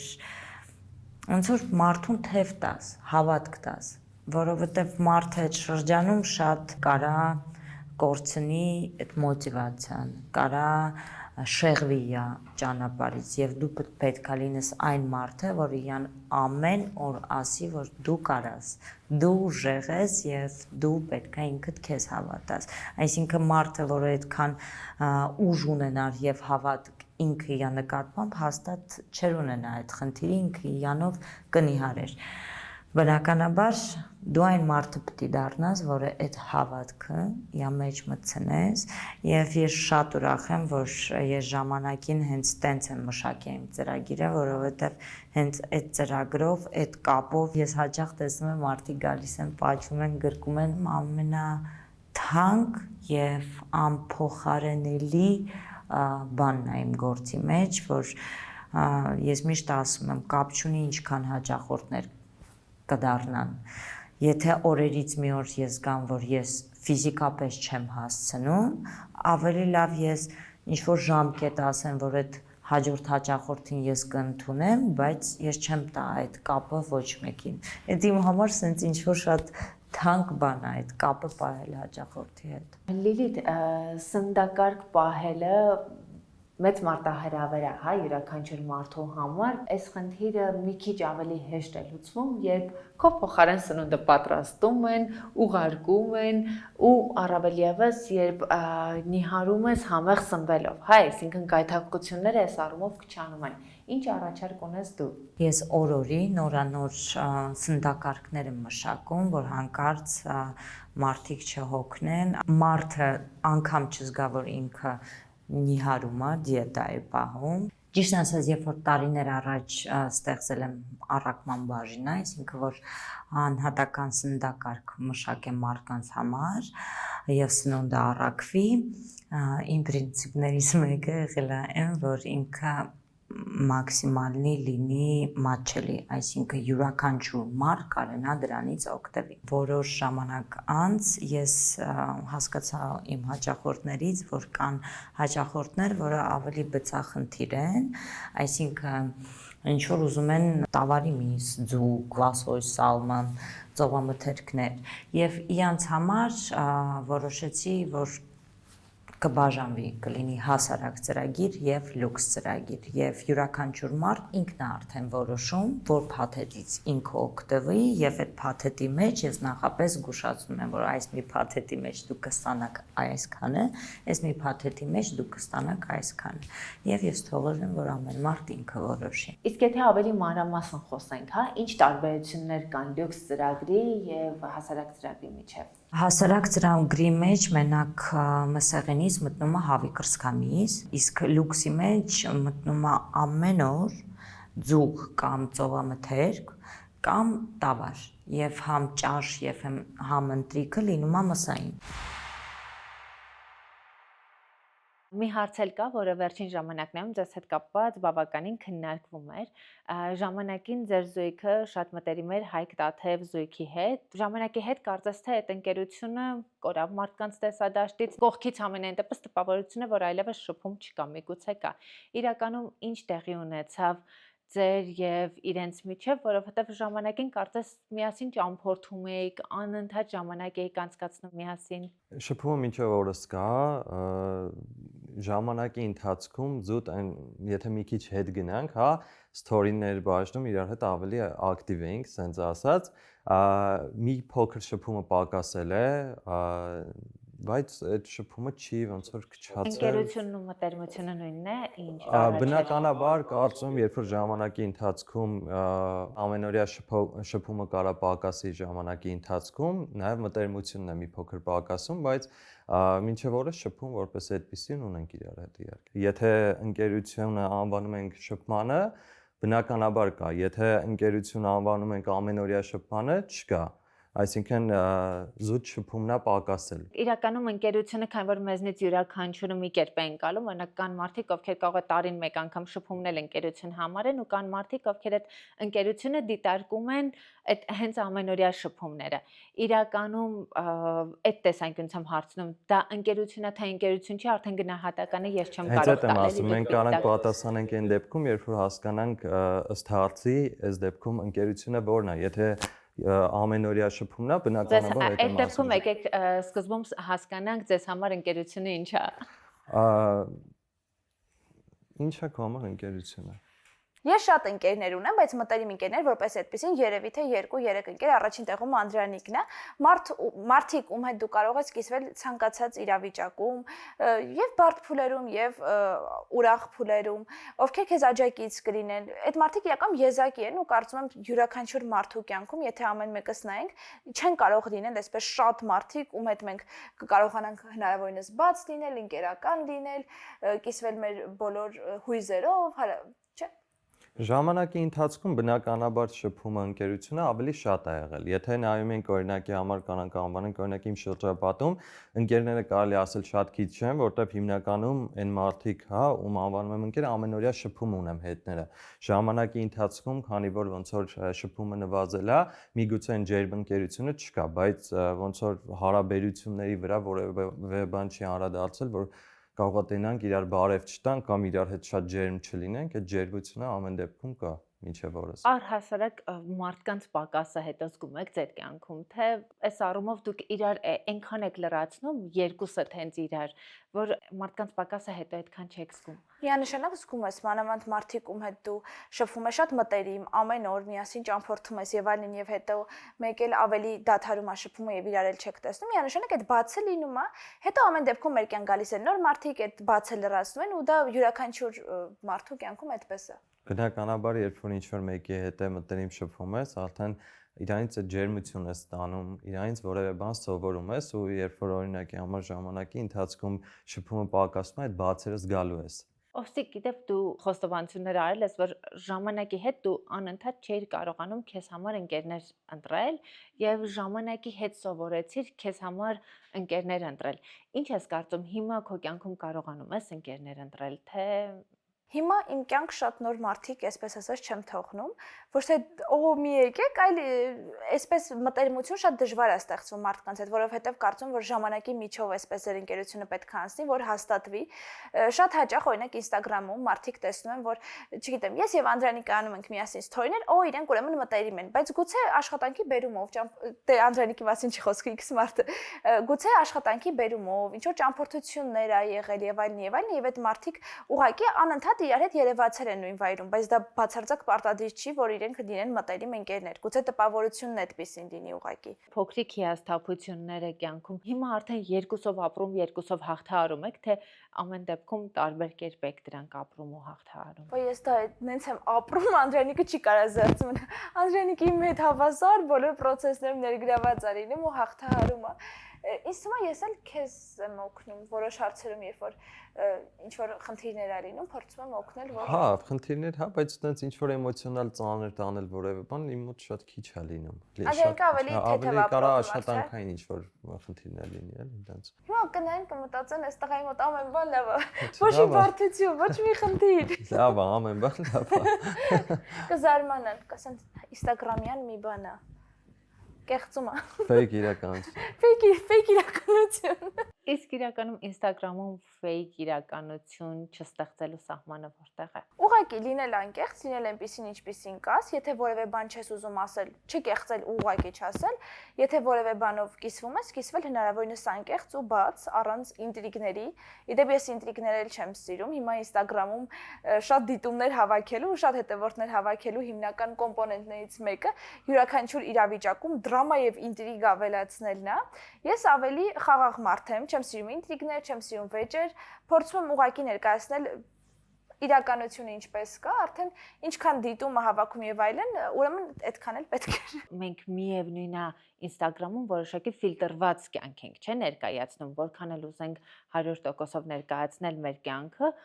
ուղղակի ձանձրալի էլ կդառնաս, եթե 100%-ով ներկայացնես, ֆիլտրում ես որոշակի բաներ։ Այդ ֆիլտրների մեջ երբեմն օրինակ եղել է նկատես, որ բայց մենք էլ կարծես թե Instagram-ում, այ այստեղ գուցե լիարժեք չգիտակցելով, բայց fake եղանք, թե վստահ ես, որ դուք միշտ 100% անկեղծ է ամեն բան։ Ես վստահ եմ, որ միշտ 100% անկեղծ է, բայց գուցե երբ դու ֆիլտրում ես եւ որոշ իրավիճակներ ուղղակի պահում ես քո մեջ եւ չես ներկայացնում, գուցե ստեղծվի պատրանք, որ օրինակ դու ապրում ես իդեալական կյանքով եւ այլն, դրա համար փորձում եմ նաեւ իմ կյանքի, չգիտեմ, վատ օրերի, դժվարին փորձությունների եւ այլն, ինչ որ փորձում եմ նաեւ Instagram-ում ներառել, որ մարդիկ տեսնեն, որ ամեն բան այդքան գունավոր չի, այդքան ծիածան եւ ամպիկներ չեն։ Ու կան նաև դժվար փուլեր, ինչքան Անդրանիկը ասում է, որ չկան բարդ փուլեր, իհարկե կան, ուղղակի մենք փորձում ենք լավատեսորեն մոտենալ եւ դրանք այդպես դրամա չդարձնել։ Բայց որևէ բան ֆեյքել, հա, դրանից ինչ որ ցած դիտումների թեմա սարքել երբևէ չի եղել։ Քեզ համար որոնք են այդ բարդությունները, որոնք որ հաղթարում ես, այ ինչն է, որ քեզ բարդ է տրվում։ Ես չեմ հիշում որևէ բան էս կյանքում, որ ինձ հեշտ է տրվել իրականում։ Դա կլինի աշխատանք, մասնագիտություն, ինչ ասեմ, հիմա մենք տուն գնելու, տուն կառուցելու process-ի մեջ ենք 4 տարի շարունակ մենք ապրում ենք Վարձով եւ դա էլ մեզ հեշտ չի տրվում։ Թեկուզ համագործակցությունների տեսանկյունից ես 6 տարի զբաղվում եմ բլոգինգով, բայց օրինակ առաջին 2 տարիների ընթացքում ունենալով շատ ակտիվ, շատ մեծ էջ, ես չունեի օրինակ բավականին համագործակցություններ, չէի կարողանում ճիշտ մոնետիզացնել իմեջը ու գուցե հեշտ ենք խոսում, բայց չի եղել, չէ՞, այնպեսի մի բան, որ այսպես Միանգամից բնականաբար ոչ մի բան չի։ Անդրանիկի պարագայում էլ ֆրիլանս աշխատանքներ գտնել, ոլորտում կայանալ, ունենալ ֆինանսական կայունություն իր ուզած մասնագիտությամբ, առանց օրինակ հարսարիքներ նկարելու, միջոցառումներ նկարելու, միայն կոմերցիոն տեսանյութերով, ֆոտոներով եւ այլն, դա էլ բավականին տարիների շարունակական աշխատանքի արդյունք է։ Քո բլոգում շատ սիրուն մի բան կա, այդ տեսանյութերը նկարահանելու որակն ու մոտեցումն է, այստեղ արդեն Անդրանիկի մասնագիտական հմտությունները գալիս են քեզ օգնական ու քո բլոգի նաև յուրահատուկ շեշտադրումն են դառնում, որովհետև բլոգինգում հաճախ մարդիկ շեշտը դնում են նաև արագության, տեմպի եւ այլնի վրա, դու արդեն ամուսնուդ ազդեցությամբ էլ կարողանում ես այդ էսթետիկայի վրա շատ մեծ շեշտադրում անել, բայց սա Անդրանիկի մասնագիտական աչքներ, թե դու այլ կերպ չէիր էլ պատկերացնում բլոգը։ Ես պատկերացնում եմ, որ յուրաքանչյուր բլոգ պետք է ունենա ասելիք, պետք է փոխանցի որոշակի արժեքներ եւ դասավանդելուց էլ հա երեխեքին ասում որ այդ արժեքները պարտադիր չի որ լինեն վեհ ինչ որ արժեքներ, եթե դու նույնիսկ քո օրինակով ցույց ես տալիս որևէ լավ բան եւ մարդը դա կարող է ընդօրինակել եւ իր կյանքում թեկուզ փոքրիկ լավ փոփոխություն լինի, ուրեմն քո բլոգը փոխանցում է որևէ արժեք։ Ինչը վերաբերում է նկարահանման որակին, նախ ասեմ, որ Instagram-ում շատ բարդ են այդ տեսանյութերը դիտումներ հավաքում եւ տարածում, որոնք որ նկարված են պրոֆեսիոնալ տեխնիկայով, պրոֆեսիոնալ մոնտաժ են արված եւ այլն։ Դրա համար այսպես մենք փորձում ենք միքս ապահովել, որոշակի դեպքերում նկարահանել եւ ապահովել որակ եւ ունենալ հստակ դիրքավորում շուկայում տարբերվելու համար եւ ունենալ նաեւ սովորական ավելի թեթև այդ ռիլերը, որոնք արագության, որոնք թեթև էսթետիկայի մասին։ Ես կարծում եմ հստակ կարամ պատասխանեմ իր փոխարեն, որ ինքը հենց տենց է տեսել, որովհետեւ շատ ժամանակ ինքն է ուղղորդում ոնց կարելի է անել այս բանը, կլինի հեռախոսով նկարած, կլինի ինչ որ տեսախցիկով նկարած ու այդ ոնց որ մարդու մեջից պետքա լինի, որովհետև ես ինչքան եմ մասնագիտորեն, հա, կարողանամ իրան օգնել, ինչքան է ուղղորդեմ, ամեն դեպքում եթե այդ էսթետիկ տեսնելը իր մեջ չլինի, դա իմ ասածը ոնց որ իրան չի օգնելու, էլի, այս դեպքում հետո դա այսպես ի վերուս չի տրվում, ինձ թվում է հմտություն է, որը պետքա ձեռք բերել ու ես տարիներ շարունակ ամեն օր յուրաքանչյուր կադր նկարելիս փորձում եմ աչքը զարգացնել, որ ավելի գեղեցիկ դիտանկյուններից տեսնեմ, ավելի լավ կադր ստացվի, ճամփորդություններն էլ շատ օգնում են, որովհետև այնտեղ շատ տարբեր բաներ ես տեսնում եւ փորձելով տարբեր կադրեր անել, աչքդ բավականին զարգանում է ու այլ մարդիկ էլ ովքեր ցանկանում են ավելի լավ նկարել, պետք է իմանան, որ դա մեկ օրում չի տրվում, ուղղակի պետք է ամենօրյա աշխատանք կատարել։ Բլոգինգում դու գոհ ես այնտեղից, որտեղ հիմա գտնվում ես, թե այն, որ երբեմն օրինակ շուկայում կարող է շատ ավելի գնահատվել զուտ կինը, ոչ բարձր որակը, երբեմն դիտելիության համար այնպիսի բաներ են անում, որ կողքից նայելը առնվազն տհաճ է լինում, բայց դա գնահատվում է մոնետիզացիայի տեսանկյունից։ Նման բաները երբեմն հիասթափեցնում են, թե դու գոհ ես այն կետից, որտեղ գտնվում ես։ Ինձ թվում է գոհ եմ։ Թող անպագորգոր չհնչի, բայց կարծում եմ, որ ոլորտի լավագույն եւ առաջատար են ընկերությունները, ովքեր գնահատում են որակը, ովքեր ընտրում են այնպիսի մարդկանց, ովքեր ունեն իրենց բլոգում արժեքներ եւ այլն։ Հիմնականում մենք աշխատում ենք միասին եւ շատ ֆանտաստիկ համագործակցություններ ենք ունենում։ Իսկ այն ընկերությունները, ում համար պետք է ավելի շատ դիտումներ, ում համար ավելի առաջնային են ինտրիգաները եւ այլն, գտնում են այն մարդկանց, ովքեր իրենց թիրախն են։ Այս 6 տարիների ընթացքում երբևէ չի եղել ֆինանսը առաջնային դեր միշտ կարելի է ավելի շատ գումար վաստակել, բայց ես կարծում եմ, որ ավելի լավ է վաստակել արդար, վաստակել որևէ հստակ գումար կայուն, քան թե ինչ-որ պահի դու այսպես շատ մեծ գումարներ աշխատես, բայց հետո հիասթափեցնես քո լսարանին, քո գործընկերներին, ավելի կարևոր է երկարաժամկետ դիտարկել։ Օֆսիկ բլոգինգը դա չոր հաշվարկ է, թե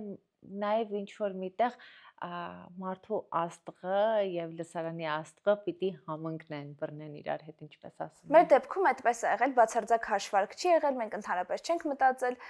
բլոգինգում ներկա լինելու մասին, ուղղակի այդպես ստացվել է։ Իմ կարծիքով, ինչքան այդպես լինի, ուղղակի այսպես բախտդ բերի, ուղղակի աստղը բռնի, այդքան ավելի հաջողությունդ մեծ կլինի, ինչքան մարդիկ կան, որ որոշում են, այ ես պետք է դառնամ հայտնի, աշխատեմ բլոգինգով գումար, այդքան գուցե ավելի բարդ ստացվի։ Դա այդ քո ասած չոր հաշվարկներ են պետք, բայց ալգորիթմների եւ մարդկանց սրտերի հետ չոր հաշվարկներով ինձ թվում է չես խաղա։ Այդ բախտդ բերի արտահայտությունը ինքը մի կողմից իր մեջ շատ դրական բան ունի, մյուս կողմից երբեմն կարծես արժեզրկի հետևի աշխատանքը։ Դու ամեն դեպքում կարծում ես, որ դա քո աշխատանքի արդյունքն էր, թե ինչ որ պահին նաև ճիշտ պահին բախտը ժպտաց ես։ Երկուսը մեկում միանշանակ ճիշտ պահին մենք հայտնվեցինք ճիշտ տեղում, ճիշտ ֆորմատով, այդ պահին գուցե չգիտակցելով, բայց ինչ որ պահի կարող ես դու հայտնվել ճիշտ պահին, ճիշտ տեղում, բայց թե ինչպես դու այդ հաջողության հետ կվարվես, ինչպես հետագայում կշարունակես, դա լրիվ քո պատասխանատվության տակ է, որովհետև շատ հաճախ օրինակ եմ բերում, փողոցում գուցե որևէ մարդ գտնի մեծ գումար, բայց թե ինչպես կվարվի այդ գումարի հետ, դա արդեն լիովին իրենից է կախված, ինչ որ մեկը կկարողանա այդ գումարը մեծացնել, ինչ որ մեկը ուղղակի կպարտվի այդ գումարը։ Նույնը այստեղ է, երբ որ դու ինչ որ հաջողություն ունեցար, դա լավ է, բայց դու պետք է իմանաս ինչպես վարվել հաջողության հետ։ Առհասարակ եւ անհաջողությունը եւ հաջողությունը մարդուն ինչ որ առումով փոխում են, ինչ որ ազդեցություն ունենում են։ Այդ ձեր կյանքում հաջողությունը ինչ ազդեցություն ունեցավ, բացի ֆինանսական որոշակի կայունության հասնելը։ Գուցե ավելի ինքնավստահ դարձրեց, գուցե ավելի սովորեցրեց ինքդ քեզ սիրել, ինչ տվեց ձեզ հաջողությունը։ Ինձ թվում է ամենամեծ բանը, որ ինձ տվել է, դա ինքս ինձ հավատալն է, որ դա հնարավոր է, ուղղակի դու ունեցել ես որևէ երազանք, գուցե ճամփորդելու, գուցե երբ որ արդեն բլոգինգը սկսել եմ, ունենալ լավ համագործակցություններ, ունենալ մեծ լսարան եւ այլն, եւ ինքը հավատը դեպի քեզ, որ փաստորեն դու կարող ես եւ կարծում եմ, որ յուրաքանչյուր մարդ, եթե հավատա ինքն իրեն, ցանկացած նպատակ իր առջև դնի, միանշանակ կարող է հասնել։ Չկան այսպես երազանքներ, հերու թվացող ինչ-որ բաներ, ուղղակի պետք է մեր ինքնավստահությունը ու ամենօրյա աշխատանքը, որովհետև հա, այսպես բախտդ մի օր բերեց, բայց դա ամենօրյա տարիների աշխատանք է, երբ որ դու հասնում ես հստակ որևէ արդյունքի։ Անկեղծ հետ էի ուզում ասել, որ ինքդ քեզ որ հավատում ես ու հասկանում ես, որ դու ավելի շատ բան կարող ես անել, քան մինչև այդ պատկերացնում ես։ Իսկ ինքդ քեզ սիրելու հարցում դուք իրար օգնել եք, թե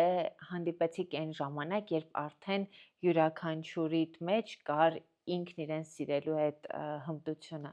Չէ, միանշանակ չկար։ Ես այդ ժամանակ շատ անինքնավստահ էի։ Այդ շրջանում, երբ ես աշխատանքից պետքա դուրս գայի եւ CV-ներ էի ուղարկում տարբեր հաստիկների համար, ես SMM-ով էի զբաղվում արդեն մոտ 4-5 տարի եւ բոլոր հաստիկները SMM-ի հետ կապված էին, որ ուղարկում էի CV-ներ եւ մի աշխատանք գտա լրագրողի, ես շատ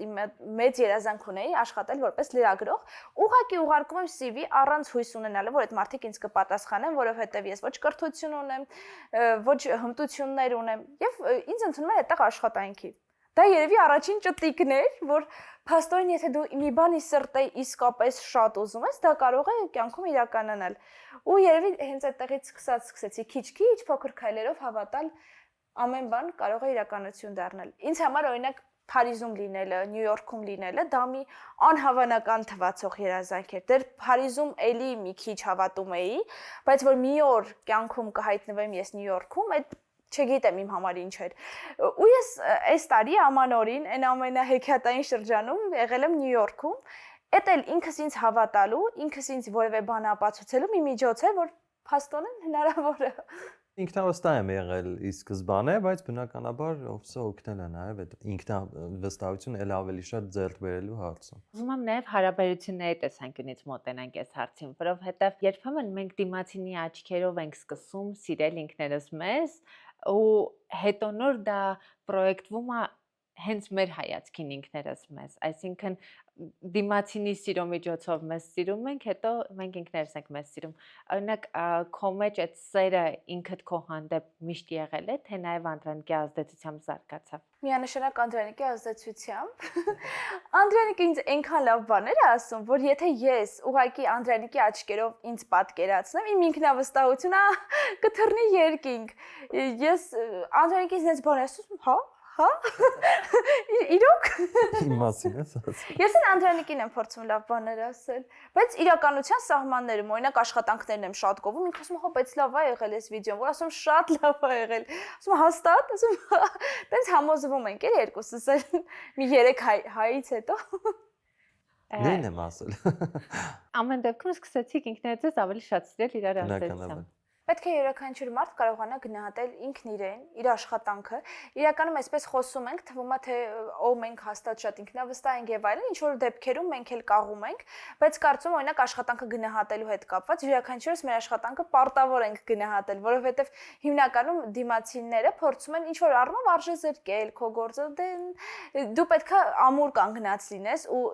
հստակ ինքնավստահ լինես, որ կարողանաս պաշտպանել եւ քո անձը, եւ քո աշխատանքը, եւ քո մասնագիտությունը։ Իսկ այդ պաշտպանության կարիքը հաճախ է լինում, թե արժեզրկումը հիմնականում լինում է թիկունքից։ Դե քանի որ արդեն մենք հստակ ունենք մեր դիրքավորումներն, այսպես ասած, յուրաքանչյուրս մեր ոլորտում, էլ այդքան շատ պաշտպանության կարիք չի լինում, բայց առաջ, չգիտեմ, մի քանի տարի առաջ նույն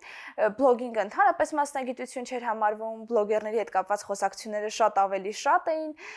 ու անընդհատ այդ պաշտպանության կարիքը լինում էր։ Գիտեք, ես աշխատել եմ 7 տարի նոր բլոգեր եմ, գիտեք, ես ունեմ մասնագիտություն, գիտեք, հիմա էլ այդ պաշտպանության կարիքը չկա։ Այսինքն, եթե առաջ ածանցիալները ենք փորձում դնել,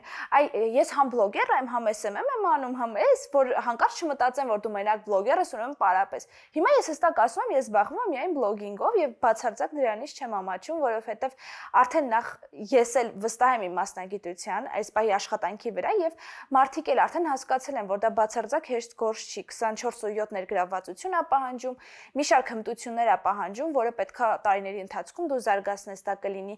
նկարահանման, ստեղծագործական, մոնտաժի ու բացարձակ հեշտ process չի էլի, եթե հեշտ լիներ յուրաքանչյուրը հիմա բոլորն ասում են բլոգերները մեծ գումարներ են աշխատում, յուրաքանչյուրը ունի հեռախոս, կարող էր բացել եւ դառնալ հայտնի։ Բայց կարող էր Փաստորեն չեն կարող, որովհետև հիմնականում ասում են, որ այ կարող ենք, բոլորս էլ կարող ենք, ոնց են ասում? Բոլորս էլ կարող ենք, էլ ինչ է, բոլորս էլ կարողանում ենք նկարել, որ ուզենք մենք էլ հայտնի կդառնանք, դե փաստացի ոչ։ Նույնը Անդրանիկի աշխատանքի հետ կապված, եթե ասենք, լուսանկարչության, օպերատորության եւ այլն, աշխատանք, այսինքն, չգիտեմ, մեկ տեսանյութ նկարելը կարող է տասնյակ անգամ ավելի մաչելի լինել, քան Անդրանիկն է այդ աշխատանքը կատարում, բայց այս տարիների ընթացքում նաեւ Անդրանիկն է այդ ինքնավստահությանը հասել, որ սա է այս արժեքն է, ուզում եք ուզեք, չէ, որովհետև ինքը մի շարք նախապայմաններով է պայմանավորված, չգիտեմ, օրինակ լուսային տեխնիկա ես օգտագործում, օրինակ ֆոտոստուդիա ունես, օրինակ քո աշխատանքային տարիների փորձը, քո աշխատանքի ծավալը, տեխնիկայի արժեքը եւ այլն։ Հիմա էլ այդ արդարացումների կարիքը կարծում եմ չկա, բայց տարիներ առաջ եղել է ու այնքան ենք այսպես ամրապնդել մեր դիրքերը, որ հիմա ավելի ինքնավստահ ենք խոսում։ Սիրո խոստովանության ձևերը ձեզ մոտ տարիների հետ փոխվել են, թե այդ ուղղակի ամենապարզ սիրո խոստովանությունը ամենահաճախ արվողն է։ Կարծում չի փոխվել իմ դեպքում, քանի որ իմ մոտ ընկալվում է սիրո խոստովանությունը դա զուտ քայլերը ի սկզբանե եղել են։ Ժամանակի ընթացքում իմ դեպքում սիրո խոստովանությունները մի փոքր երևի փոխվել են, հիմա ավելի կարճ տարբերակով եմ ասում, բայց ավելի հաճախ։ Երկար բարակ բացատրել կարիք, ինքնավստահ ենք։ Սիրում եմ եւ վերջին։ Ի սկզբանե բացատրել եմ, էլի, այդ ամեն ինչը հիմա։ Սկզբանե, այ գիտես, որովհետեւ Շնորհակալ եմ շատ մեր զրույցի համար, քանի որ ձեր կյանքում շատ սիրուն փուլ է սկսվել եւ շուտով էլ ավելի սիրուն փուլ է սկսվելու։ Մաղթում եմ, որ վայելեք այդ շրջանը մաքսիմալ իր դրական ու գեղեցիկ կողմով եւ ավելի քիչ մինիմալի հասած բացասական կողմերով։ Քեզ ենք շատ շնորհակալ հաճելի ու ջերմ զրույցի համար։ Ես անգամ 3-ով կգանք։ Կամ 4-ով, որ մոպսիկը չնեղանա, որ մի երեխուն ուշադրություն են դարձնում, մյուսին չէ։ Պիտի բաժանում անեք, իմիջիայլոց այդ սահմանը ունեք շան եւ երեխայի համատեղ կյանքը ինչպես է կազմակերպելու թե։ Այս բային պետք է երեխան հարմարվի շուն։ Այս բային շատ չենք պատկերացնում, եթե անկեղծ, բայց մեկ-մեկ որ ասում ենք հեսա երեխան կծնվի, իրեն շատ ենք սիրելու, իդեպ մեր շունը մի քիչ խանդում է, բայց փորձում եմ բալանսը պահեմ, այսինքն սերը չի պակասելու իր հանդեպ։ Իդեպ Հայաստանում շատերն ասում են, որ անհամատեղելի է ընտանի կենդանին երեխայի հետ, միանշանակ ասեմ, որ մեր ընտանի կենդանին ապրելու այնտեղ, որտեղ ապրում էր մինչ օրս, որովհետև լիարժեք մեկ տան անդամ է ու բացարձակ չի քննարկվում էլի այնպիսի տարբերակ, որ ընտանի կենդանին կարող է գնալ ուրիշ տեղ ապրել կամ որևէ մեկին նվիրենք, ինչ թե մեր կյանք նոր մարդ է գալիս, որովհետև նույն ձևով, երբ որ երկրորդ երեխային ունենանք, հաստատ առաջին երեխային որևէ մեկին չենք նվիրելու։ Հետևեք Life Room-ին, բաժանորդագրվեք YouTube-ի Մալիքին, որպեսզի պատճ թողնեք մեր թողարկումները։